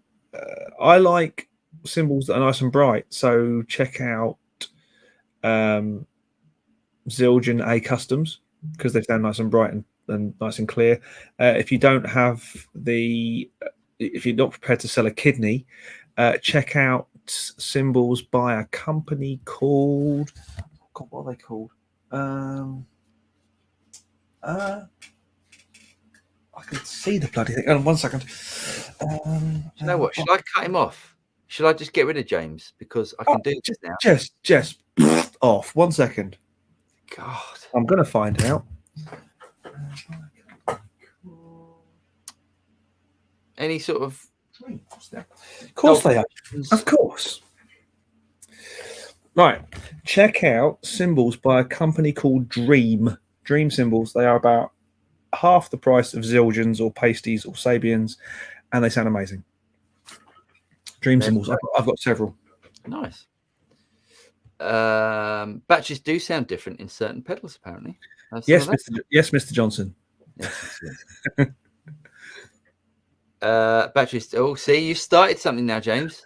Batteries do sound different, and there is an actual reason. See, you've started something. You have to do this, don't you? Yeah, I know. Get controversial. Steve Resendez says Eric Johnson's releasing a double album in July, tour in the fall. Yes, and he's starting to dribble stuff out. I saw a Facebook video he did. So there'll be a new track every month, I think, before the new album in July. Sounds very exciting. What a player. Cesar Robles says about the HSS comment. I look up the HSS wiring schematic. It's configured for the single coils and a humbucker. I have a strap wired that way. Sounds great. Oh, interesting. Thanks, Cesar. That's brilliant. It's great, and I like the fact because every day is sort of a school day. Every day is a school day when we do this because we learn something. It's good. Cowboy says Joe Bonamassa has a bobblehead dolls that he has a bobblehead. Oh, yeah. Oh no. Actually, I want a bobblehead, but just Paul Drew bobblehead. I wouldn't. Yeah, it's just some big sort of bald bobblehead, but I'd have it for myself. I wouldn't sell it. Well, maybe if someone would buy, no one would buy it. No one would buy that. The Abraham says, interesting to see John Corys. Who's John Corys? Don't know. Maybe we're missing something. Hang on. Hang on. I think we're going to get the rest of this now. Oh, John Cordy's initial thoughts. Okay. Interesting to see John Cordy's initial thoughts on the Silver Sky SE today. He was underwhelmed. Interesting. I haven't seen that video. He's a good player. Cowbell, my kidney has worked hard. They will fetch a low price. I'm late for sorry.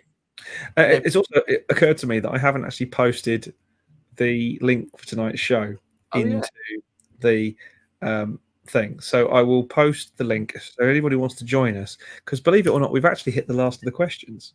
Have we?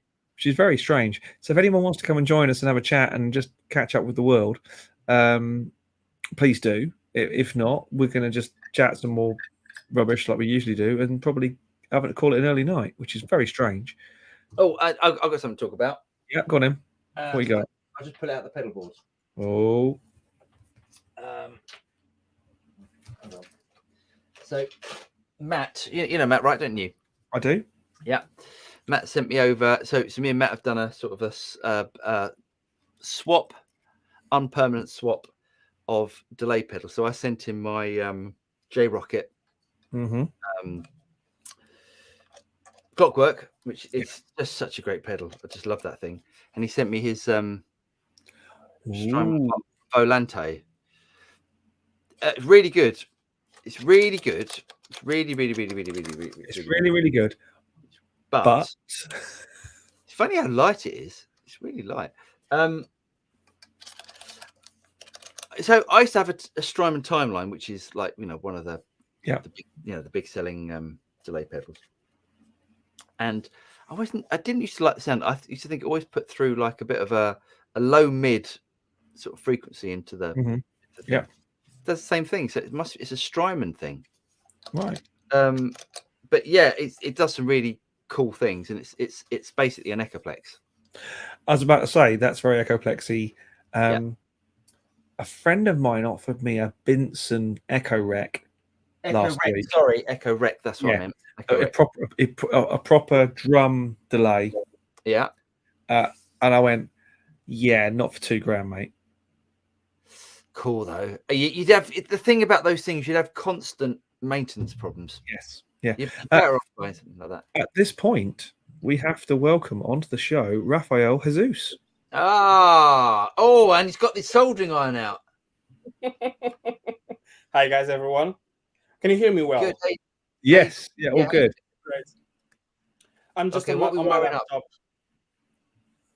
This is a man in his garage. I like that.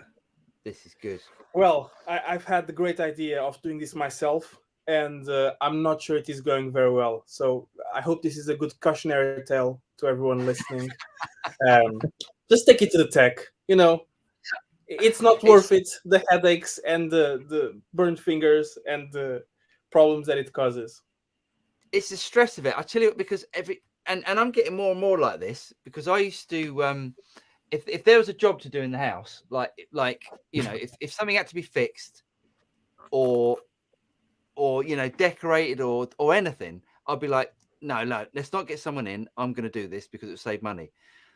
And then the amount of stress that you get from doing it, it's almost like, why didn't I just get someone in to do it?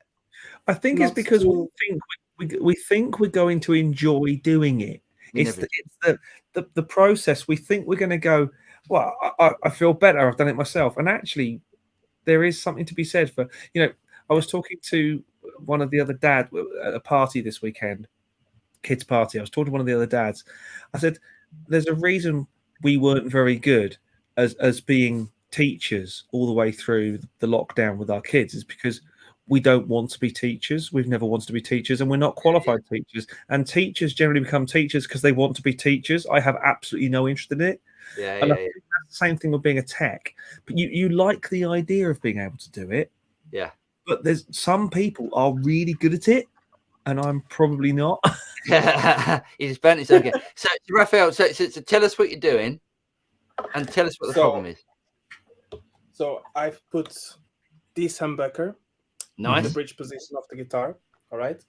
Yep. So I traded this guitar, and it came with a single pickup thing. So I had this pickguard and put it on. I also put some hip shot locking tuners, like I was saying. Nice. And hip shots went nicely, perfect, easy. I keep the Fender ones if someone wants to put them back or something like that. And the bridge pickup, I put it the first time around and it worked. Hot wire to the pickup selector, earth wire to the first volume pot. Everything nice and well so far. I tested it here, stringed it up, took it to the office, and position number 2 is out of phase. So that's what I've been battling for the last hour, because when then I reverse, which is what the internet tells me to do, put the earth to the pickup selector and the hot to the volume pot, it has no sound. So my options currently are either have sound or have no sound, or sound.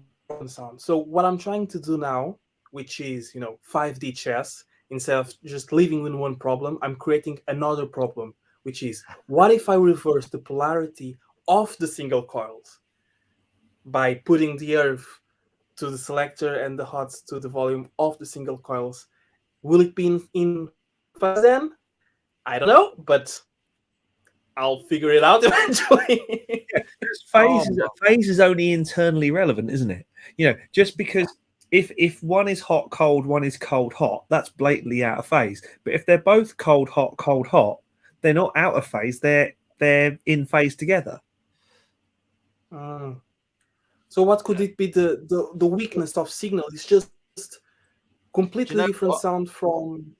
Do you know what? I think we're about to get the answer from this. Yes. So what we're going to do? We're going to let, because Bruce has come on, so we're going to let Bruce in, and I think Bruce is going to know what you've got to do. This is every day's a school day. This is amazing. So please welcome Bruce Brooks to the show as well, who's also in his garage. No. All right. First of all, who's also in his garage. Oh God! Can you hear me? Also in his garage. We've got a delay. We've got a delay going around. Hold on. Oh God! Can you hear me now? Better? Yes, we've got you now. I got to shut the other stream. Hold on one second. Is that better? Yes, that's great. Okay. First of all, I was really weighing in on the battery issue, but I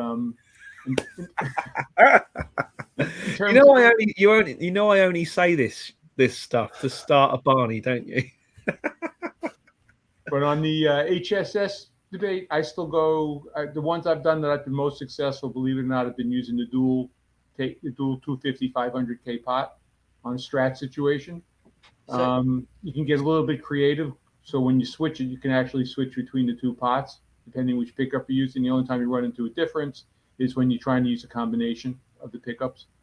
Oh, that's interesting. So can I ask a bit more on that? So sure.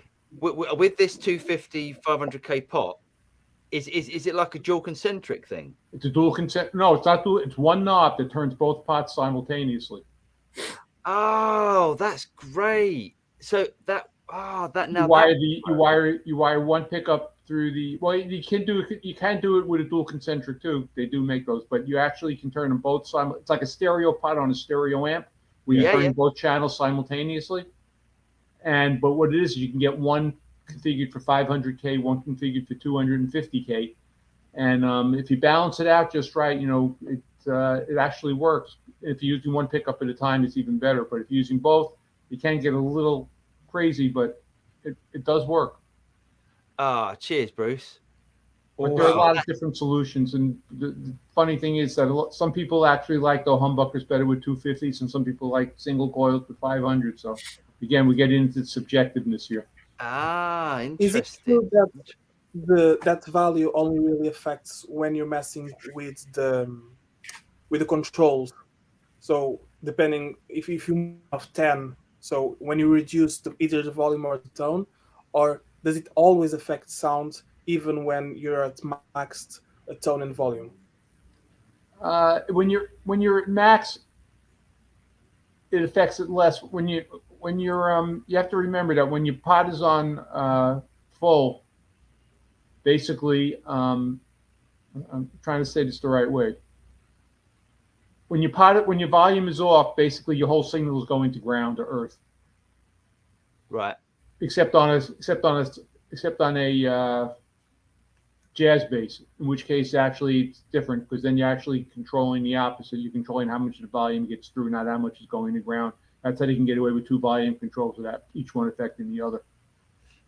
Which is incidentally another way you could wire it also. But that's why you wouldn't use a dual concentric pot, because each one would still theoretically can affect the other, because a certain amount of the signal, if both pickups are on, are going to be going to ground, as opposed to when you use like a jazz bass, the way it works is the input comes on one side of the pot, the output goes to the other, and then the output goes. Not thinking clearly here. It's been a long day of not doing anything.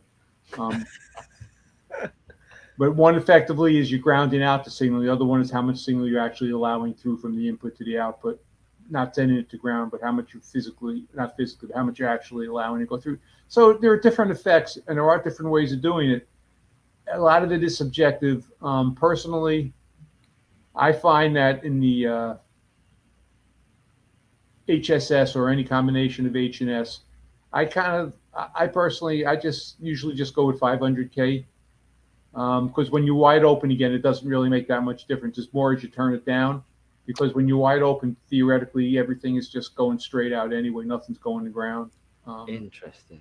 But there is and a way to get around that also, believe it or not, is using like the high pass cap, because then the signals all getting through anyway, and it's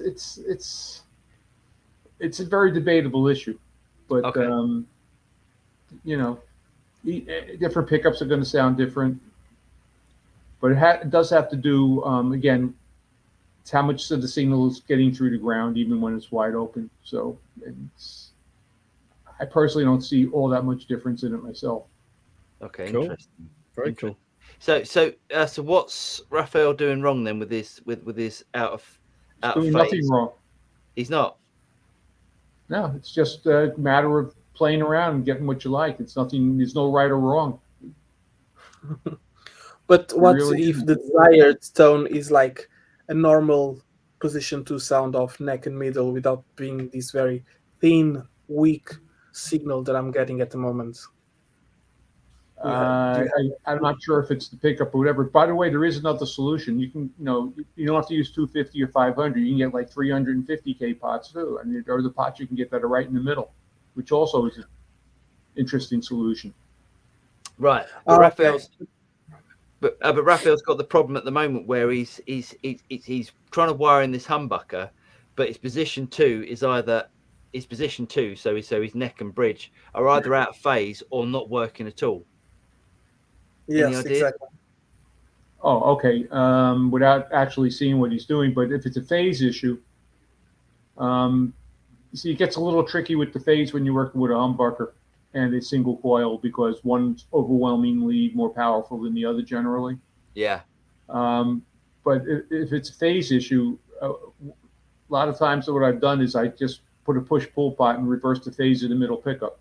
But you have to be careful with that, because then when you go to the 4 position and you're using the 2 single coils, then the in phase, out phase matters much more than when you're using it, I think, with the humbucker and the other. But I mean, I've done a lot of playing around with this, and there is no simple solution, because what you're trying to do is you're trying to duplicate something that somebody else created, meaning like Fender came up with this idea of the middle pickup out of phase, which was kind of brilliant if you think about it. Who would have thought of that? But if they never did that, then you would have nothing to compare it to. So everything is, all I'm trying to say is it's just what you like. It's, So what you're telling me is that on the sale ads that I'm going to eventually make for this guitar, like all guitars that we own eventually are going to be sold, position 2, Peter Green out of phase sound. That's it. That's great. That's it. Then just make sure that the humbucker is wired in phase with the neck pickup. If you're assuming the humbucker's in the bridge position. correct? Right. Yes. Oh yeah, I see it. Yeah. And then just what you can do is you can put the middle pickup with a phase switch, so you can play with the humbucker. But generally, I would just make sure that the humbucker and the neck pickup are in the same phase, and just like leave the other middle pickup. Make sure it's a middle pickup with the phases reversed, or reverse the wires. Most pickups you can reverse it because it's 2 wires. Like things like a Telecaster pickup, though, you can't do it. You can't reverse the bridge pickup because the plate is actually grounded. The Tele pickup has the metal plate under the bottom. The worst guitar mod job I ever saw was, I don't remember if it was a real Les Paul. I think it was. And what the guy had done is he'd taken out the 2 tone pots. He'd moved the volume pots back into the tone position. And where the volume pots used to be, he put what I would describe as a Roland keyboard joystick. And the joystick, forwards was in phase, backwards was out of phase, down was single coil, up Gotta was... get rid of the virtual background. I'm sorry. Yeah. Get rid of that. Yeah, because this looks good. This is, you got some sort of some unusual Nashville telly going on there with the humbucker in the middle. Yeah, just camera, advanced options. I don't know. Let's see. Virtual background. Yeah, let me just get rid of it.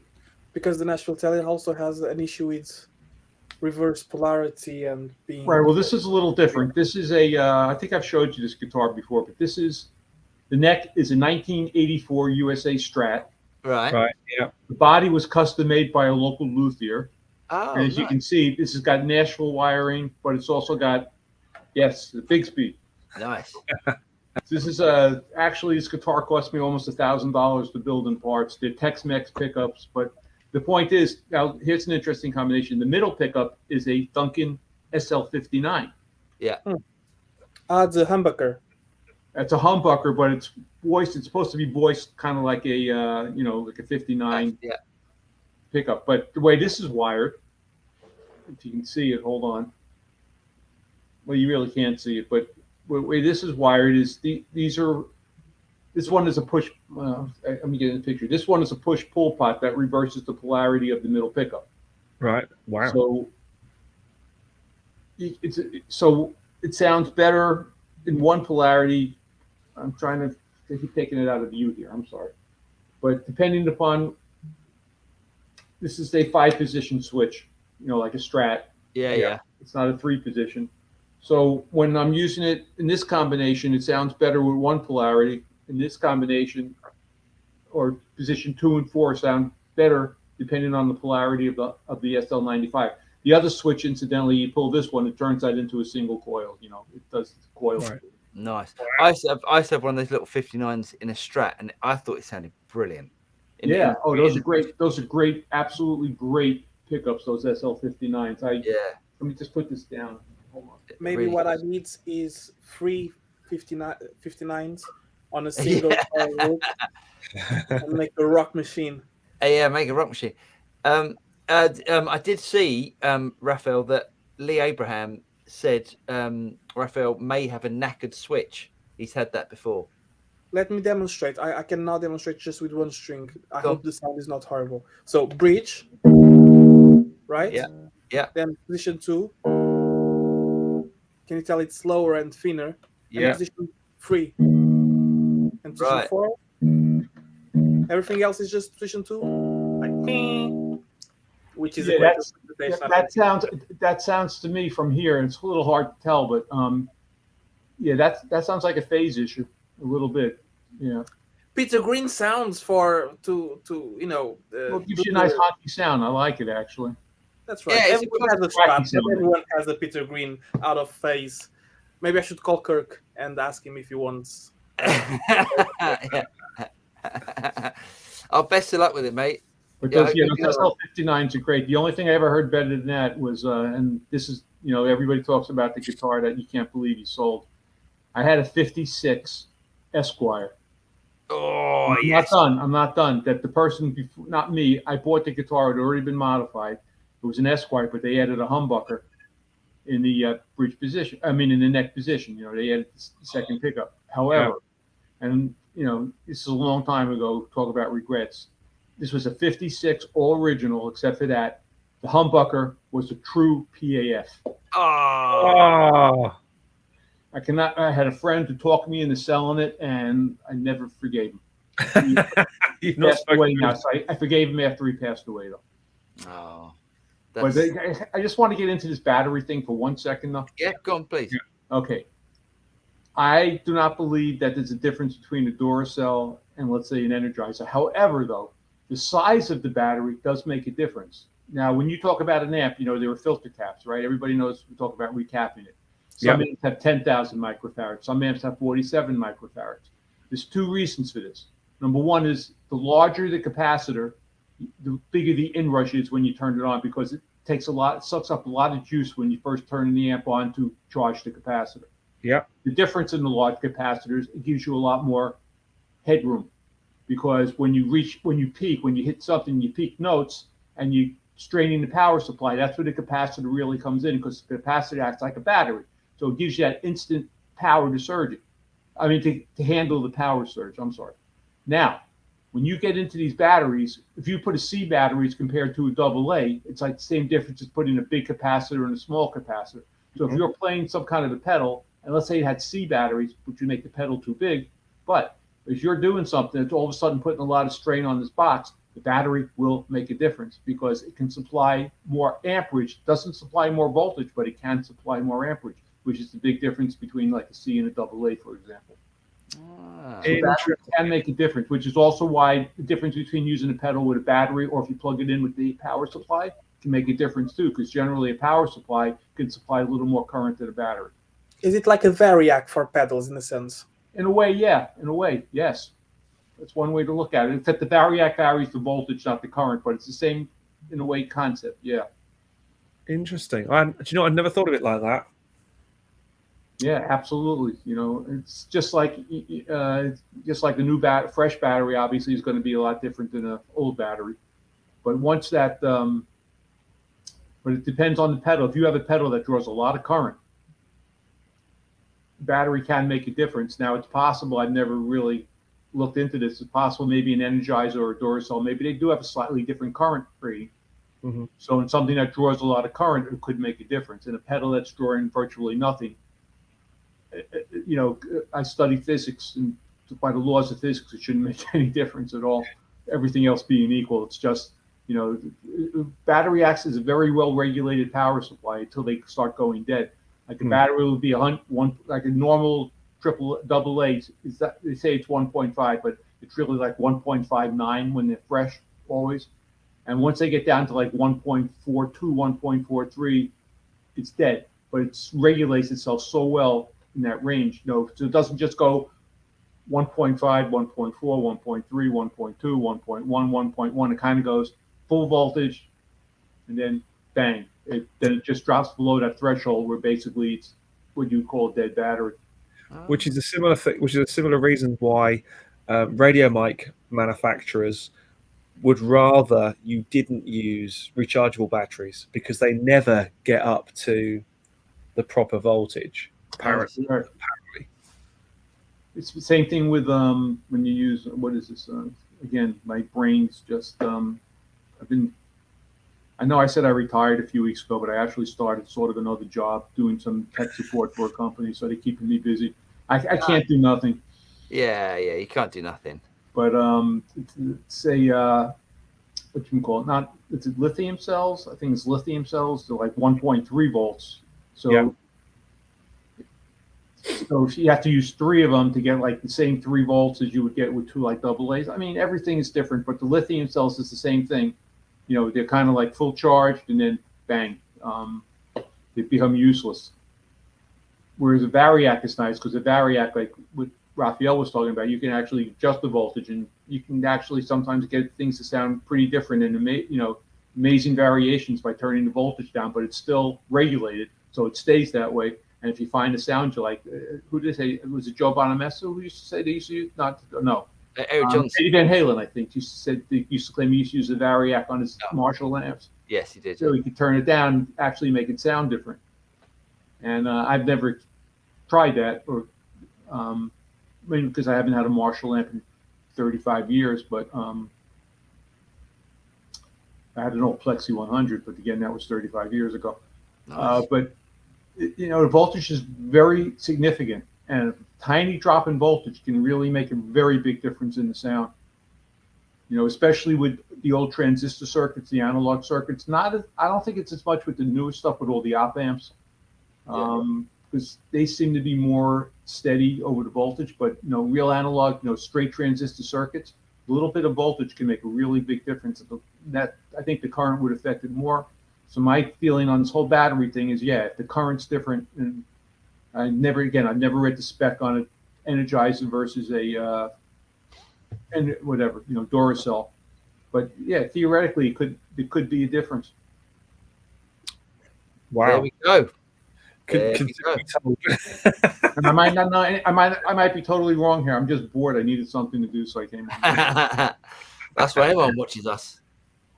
But can I ask another pickup question, or do you want me to go? It's fine. I understand. No, go, mate. Go.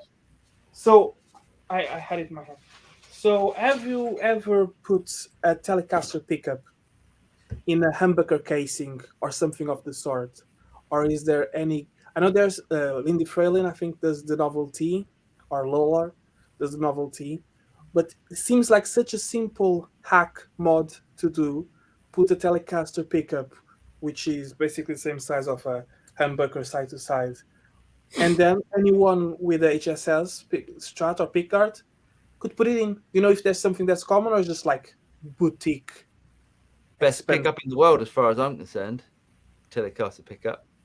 Maybe not this one, because it's from a Harley Benton TE20. Not that one. Not is some. that a Harley Benton moment of the week? I was, just I'll throw this in. I was I used to be a total guitar snob, and then, when some of this imported stuff started getting quite a bit better, I became the non-guitar snob. Unfortunately, I'm becoming a guitar snob again.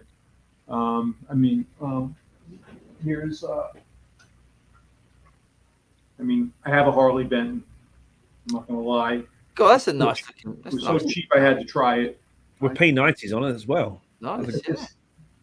I get backwards here with everything's backwards, That's really nice. Yeah, this is a hollow body, and it was great. But the bottom line is, I'm at the point. Let me just put this down here. I'm at the point where, my whole thought on this whole Harley Benton thing and everything else is, if you're starting out, it's fine. But if you reach the point, someone like me, if I turn my camera, you'll know I have like 20, 30 guitars here. And, at that point, I just don't see the point in buying a Harley Benton guitar, if you know what I'm saying. You see these people like Music is Win and some of these other YouTube channels, or Guitar Max, I think, is one where they specialize, showing, the lower price guitars and how good they can be. Yeah. But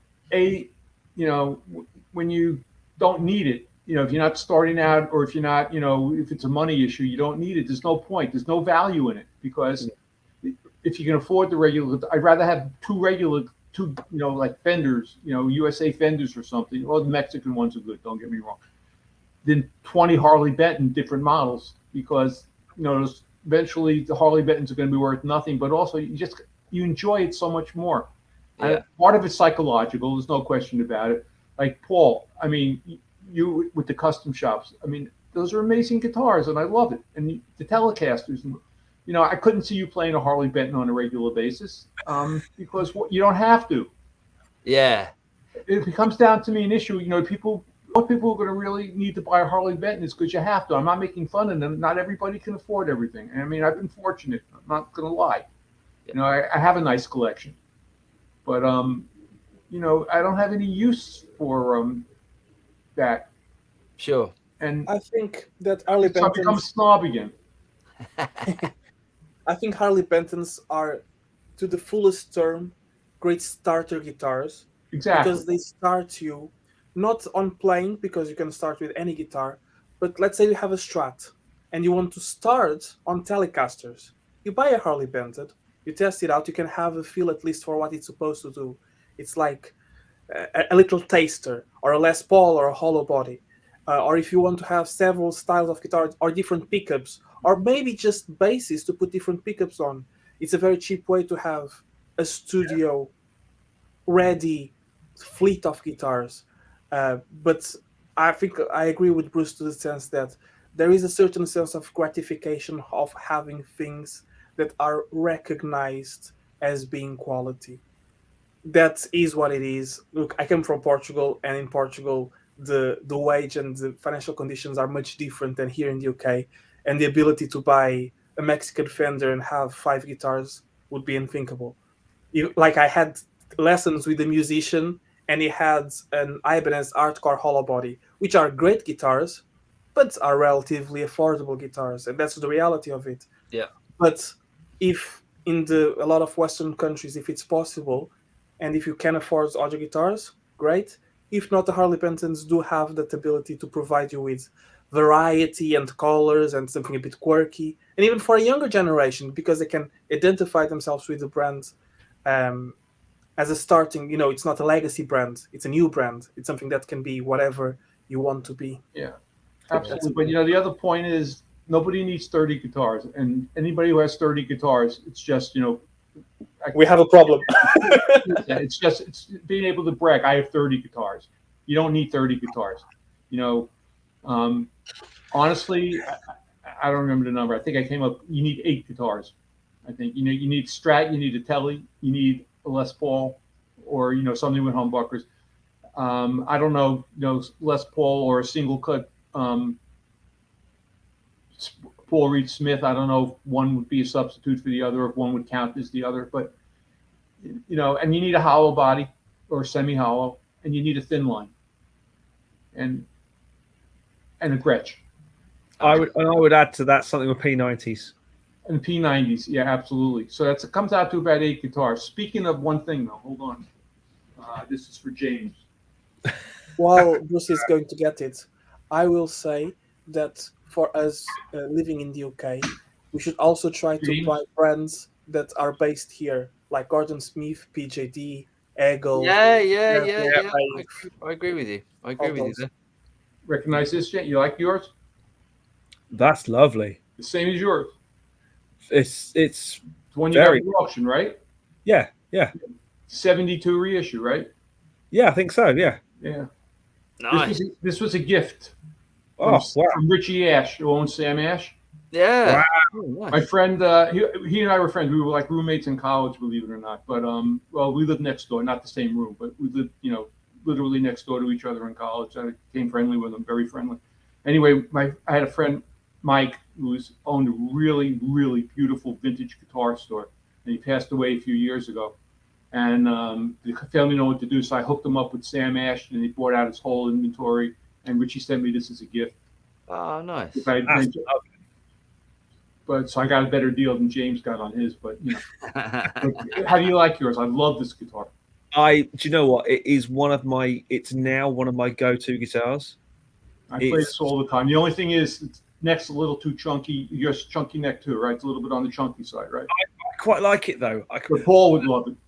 I like it for rhythm playing as well, because you can just, your thumb just sits a little bit higher, and I don't end up with that kind of. I'm 3 or 4 minutes into a song and my hand just wants to cramp up, and. But no, that's a great guitar. Yeah, that's lovely. Do you know what, guys? I've got to call it a day. Yeah. So I've got to go and walk the doggy. I just love to show this off as long as Hold on a second. Sod the dog. Right. Now we're talking. This is my 60. This is my 64. Oh, look at that. Raphael never saw it, so I'll show it off to him. My 64 Strat. Wow. Paid $700 for it 35 years ago, which is probably what it was worth then.